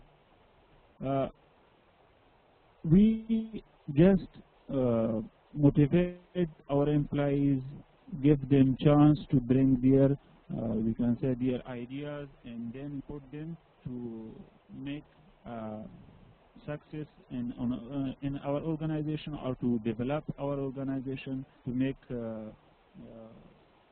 efficient products, to make useful products, and to have development in both in our organization services and also in the product of our organization or our company. If a company wants to become more creative rather than just encouraging people or teaching tools, then perhaps the best way is to develop the organizational climate rather than telling the plants to grow. It is not just to tell them, to tell your students or to tell your employees just come to office on time and attend your class or attend your office every day on time. So this is these things are just telling them. But creating creative climate is letting them create new ideas, letting them express their ideas, and letting them getting them we can say explain what do they have in their minds in a maybe in an individual way and maybe in a group way. Dimensions of creative climate. The most important dimensions, as I search in different search engines of the internet, I found the four main dimensions, or the four main tools of creative climate, of creating creative climate, which was motivation, empowerment, openness, and dynamism. Then we come, we can say, we explain every dimension in detail, and every dimension has 3 or 4 subtitles, 3 or 4 tools. That how can we motivate our employees? How can we motivate the workers in an organization? Also, there is explanation on how can we empower our our employees, and also about dynamism, and also about openness. Dimensions of creative climate. This was the main title of the 9th slide. Motivation. So motivation has two tools, which is challenge and fun. Challenge, your employees and you also yourself face challenges, face problems in your organization. So creative climate, if you give them chance, if you motivate them, so they can find solutions for these problems that they have, that they face in the organization. About fun, we mean by fun that give them chance that they feel open in the organization, and they just think it as a fun. They face the problem, they solve it, and they share their ideas about the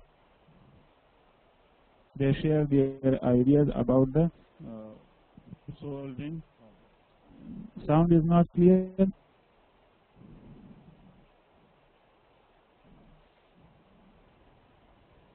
Hello? Ubaidullah, I can hear you. Some people cannot hear you very well, but it's just okay. Not very well, but it's just okay. Sir, the internet connection, the problem of internet connection here, it is a big issue in Afghanistan. Yeah, I know. I just put. Okay, sir. I'm continuing. I just put the mic on my lips. Yeah, I know. I can hear you now, but maybe it is because their internet is not also good, so the problem is double. The receiver has a problem and the sender has a problem. Yes. Okay. Classmates, if you have any question or if you need any explanation, you can write it in the chat center. Perfect. And I can give you the explanation. Perfect. Thank you. Okay. We come to the problem, or we can say the good luck, or the problem was that the teacher, the professor has explained all the things that I had in my presentation today. It was I don't know how that he just came to the subject that I was going to present today. Okay. The second dimension is the third dimension. Sorry, it is second or second. Yes, it is empowerment. You just give time to your employees or to the people who are working in your organization, so they can explore and develop new ideas that may not have been included in the original plan. You give them chance, you give them time to explain what do they have, in addition to the plan that you already made in the beginning of the year or in the beginning of the month. So you give them chance and they explain, you give them time and they explain. Freedom is also almost clear for the brothers, as from the name they can, we can say, understand. But also we say you should give that degree independence or that degree freedom that people in the organization can explain their, we can say, ability, they can explain their opinions that they have in their mind. Support. By support we mean idea support. The ideas that they express, we should support them and we should treat them in a good way. Receive their ideas and suggestions in an attentive way, in a professional manner, not just to listen them. Okay, you gave me your idea, and then no support, and then no, or we can say appreciation, and then no empowerment. You can empower all these things by three important things which is explained here. You give them time, you give them freedom to explain, and then when they explain their opinions, you just support their opinions that they explain, or that they, you can say, explore. The third dimension is dynamism, which has three, we can say, tools. We can bring dynamism by what? By energy, by conflict, and by debate. What is, we can say, energy? Just implies we can say, can feel that they have enough energy, to explain the idea they have in their mind.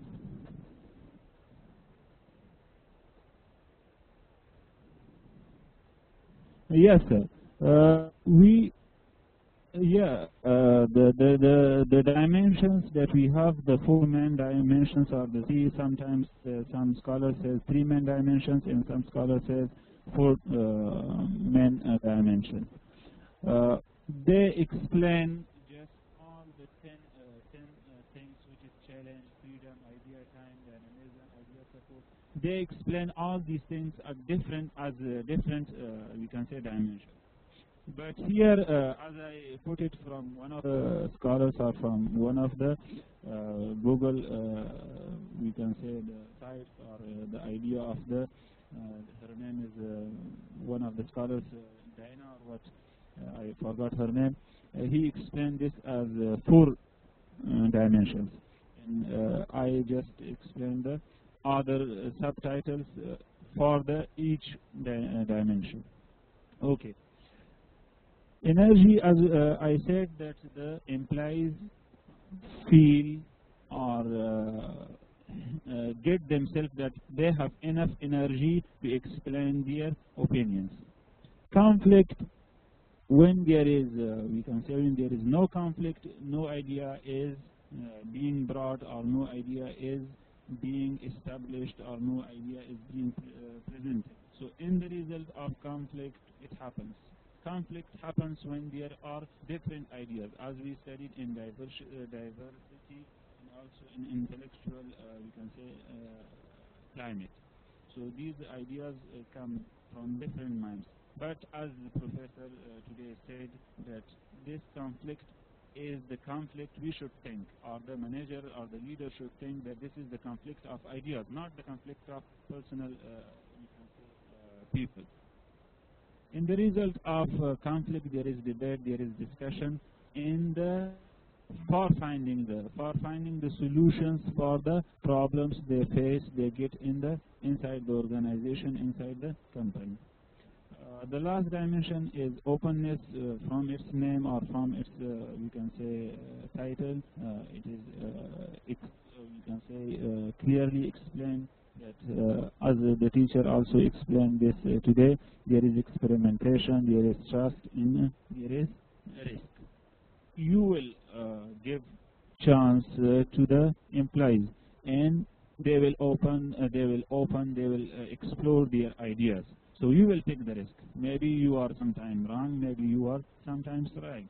It is not, we can say, obligatory that you always 100% you get the right, we can say, the right outcome. Sometimes you may face problems, sometimes you may face failure.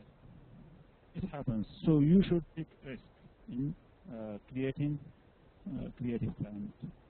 Trust, you should make the employees trust you, and you, we can say, have the kind of relationship that they trust you. They can explain their, you can say, ideas in open way. So it is one of the openness, we can say, tool which is related to the openness dimension. Experimentation, we can say that also it is related to the we can to the risk taken and to the debate, and the third one is the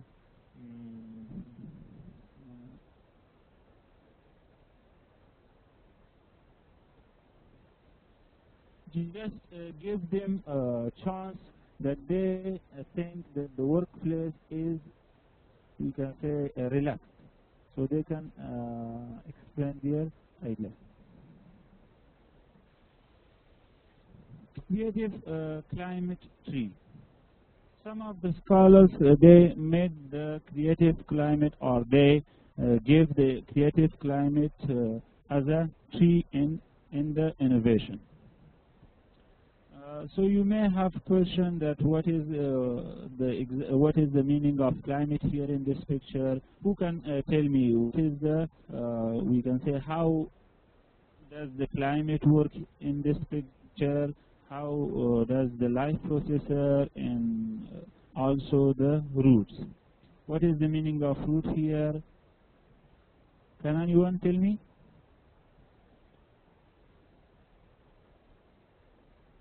Hello? Okay. We can say that this tree or this picture is the industrial organization. The branches are the branches are, we can say the branches are the organization. The people are leaves. Obaidullah. The roots represent culture. The roots of this tree represent culture. So as these roots go deep, so the organization becomes that much, you can say, more. Hello? Hello? Sir, is there anything? Hello? So the value, as it is explained here, the value, belief, and corporate assumptions are the roots. Without these things, assumption, belief, value, the foundation of the tree is nothing. The foundation of organization is nothing. The second factor is what? Life of the tree, which affects the life of the tree. What is that? That is what? From the climate, behavior, attitude, and feelings. These three things are the climate for this tree, which is the, we can say, which is the key thing for this tree. Hello? Hello? Can you hear me? Obaidullah, your time is up. The class time is up. How many more slides do you have? Just two. Please do it very fast. Yes. So I hope you understood my classmates' creative climate tree. If there was any problems or something not clear, so you can just ask me in the chatting, the message center, or email me. Obstacles. What are the things that stops us from creating creative climate in the organization? Here are some obstacles in this sense for stopping creative climate or that causes employees by away from creative climate. Ignore. Your employees explain or express their idea and you ignore it. This is one of the big obstacles, one of the big, we can say, problem in the, you can say, finding a creative climate. Second thing, criticizing. You just criticize the ideas, the opinions that you receive from your employees. This is the second big obstacle. Send a prize. You don't appreciate, you don't prize his opinion or the opinion that you get from your employee. Maybe that opinion or that idea is not productive or not useful for your current situation, for solving that problem or for your company at that time. But you shouldn't find prize, you shouldn't prize him that much big. Compete with it. You just receive his idea and then you start competition with his idea because of your personal problem that you have with your employee or you have with his idea. Tried it. You just get his idea or his opinion and you just tell all the members or the employees or the members of your team that we can say to try that idea once again or to present their opinions on his idea, like you make a joke of his idea or his opinion. Change it, you listen his idea, you get his idea, his opinion, your employees, and you say your opinion is not right, you should just change it. Final slide is about references from which I got this, we can say I prepared this presentation. But the best one that can help you regarding creativity, regarding creative climate, regarding innovation in creative climate is Linda Naiman, the website which is clear, the second line, in the second line, creativitywork.com. I wish, I hope you could hear very well, and I wish I can explain something really. Thanks a lot for my classmates and all brothers and sisters in the class. Thank you. There was no question, there was, you can say, nothing from my classmates. Don't know if there is problem in the sound, voice, or something. I will send you the presentation in soft copy from my email to all your email addresses, inshallah. And I hope all others receive the presentation of Brother Naveed. The problem was that I made myself we can say every slide of this presentation. So therefore it might have some problem in the writing, it might have some problem in the, we can say, structure. So I made it by my hands. So thanks a lot, Mr. Naveed and all brothers. I give the chance, or I give the mic to the sir. Okay, thank you. I have some points now which I'm going to make.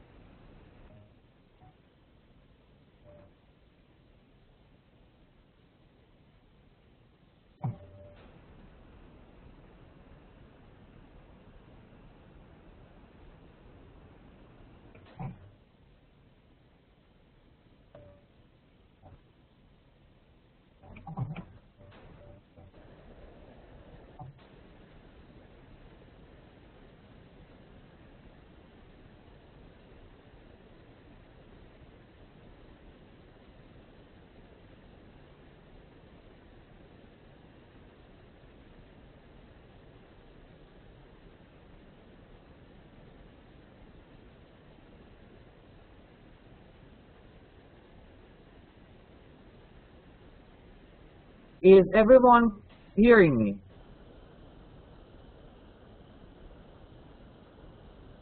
Can everyone hear me? Okay, I want to make some points. First, thank you to the both presenters. First of all, nobody stays within the time limit. This is very bad. Next time I will cut the presentation when 15 minutes is passed from here. Because you should learn that when you have 15 minutes, you talk 15 minutes. When you have 20 minutes, you talk 20 minutes. When you have half an hour, you talk half an hour. So this is clear. Second, maximum 6 points per slide. Obeidullah's slides, they're full of text. This is not a power text. This is a PowerPoint. Okay?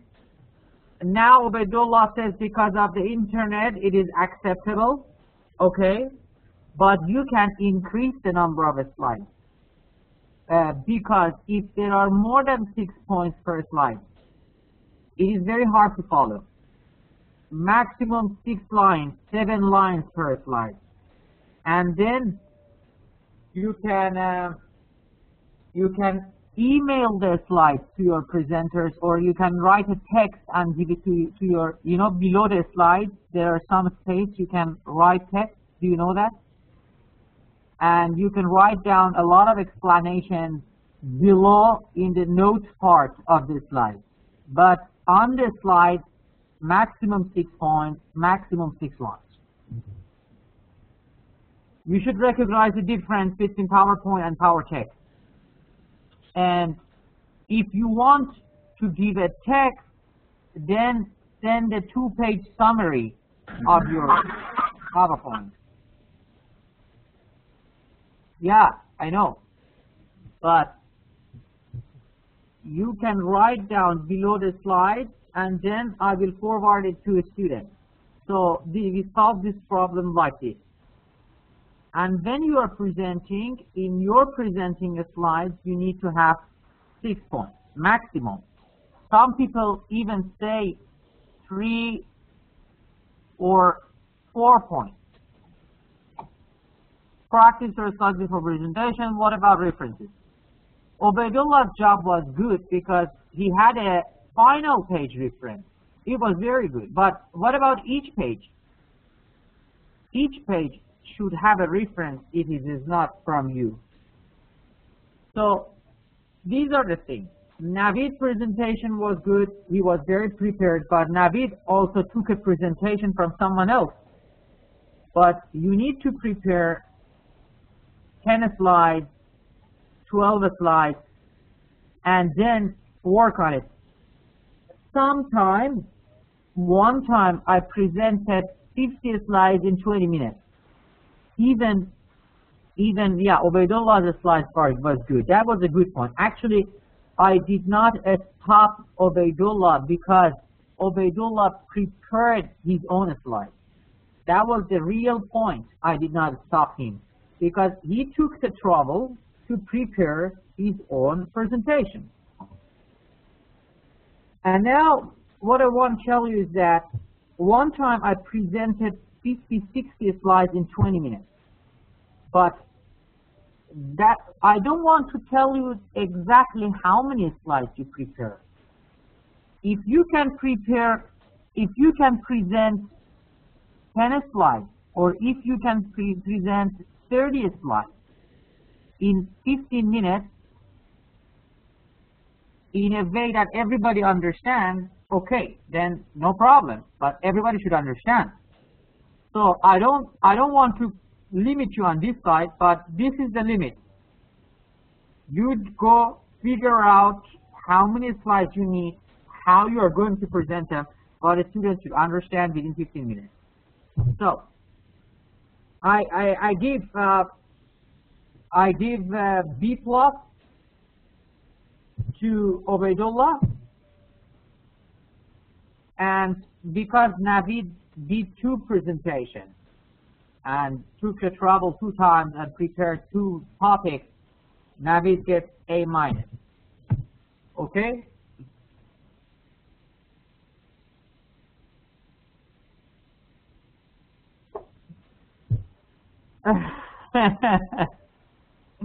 Obeidullah, did you present 2 times? We have A, we have A-, we have B+, we have B-, C+, etc.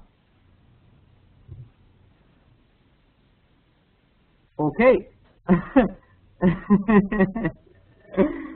Obeidullah's presentation, if you don't present it, it's not a writing, it's not an article. Okay, I'll take care of it. I'll think about it. For the next session, we have Shagufa for the next session.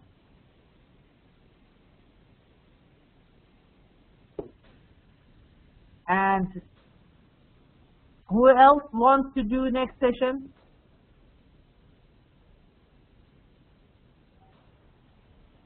Nasir. Who else? Lida. Okay. I tell you the time now.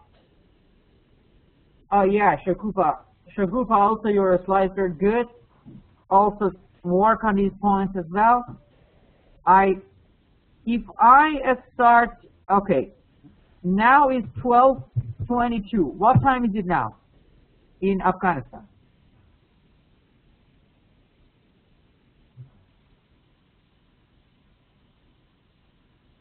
9:52.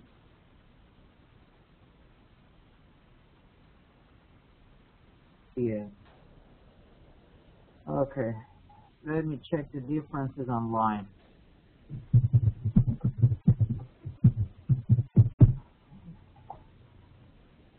Local time Kabul is now 9:52.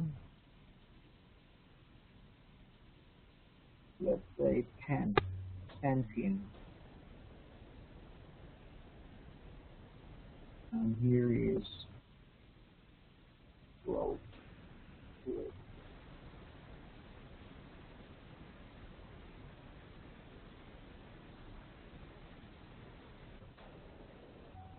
9:30 time difference. Okay.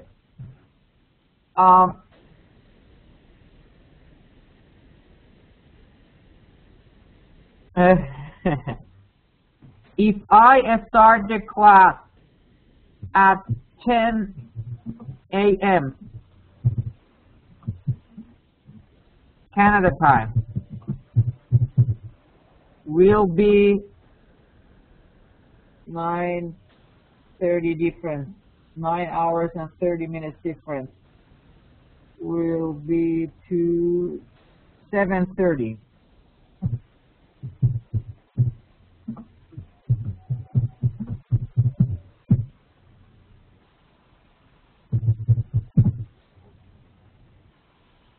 Okay, the class is finished today.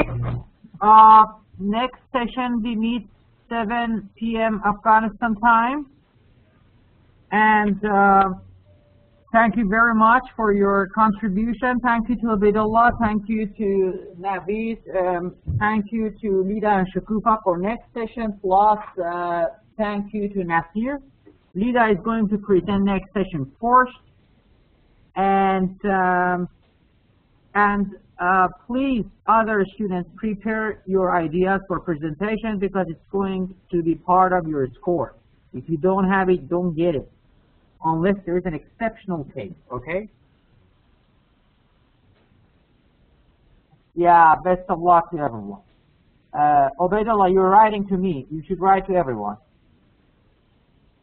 Very good, Lida. Okay, then 15 minutes. Send me your PowerPoints before so that I forward all together to everyone. You have also the PowerPoints for next session from my class. And thank you. Have a lovely weekend. Take care. Bye-bye. Bye.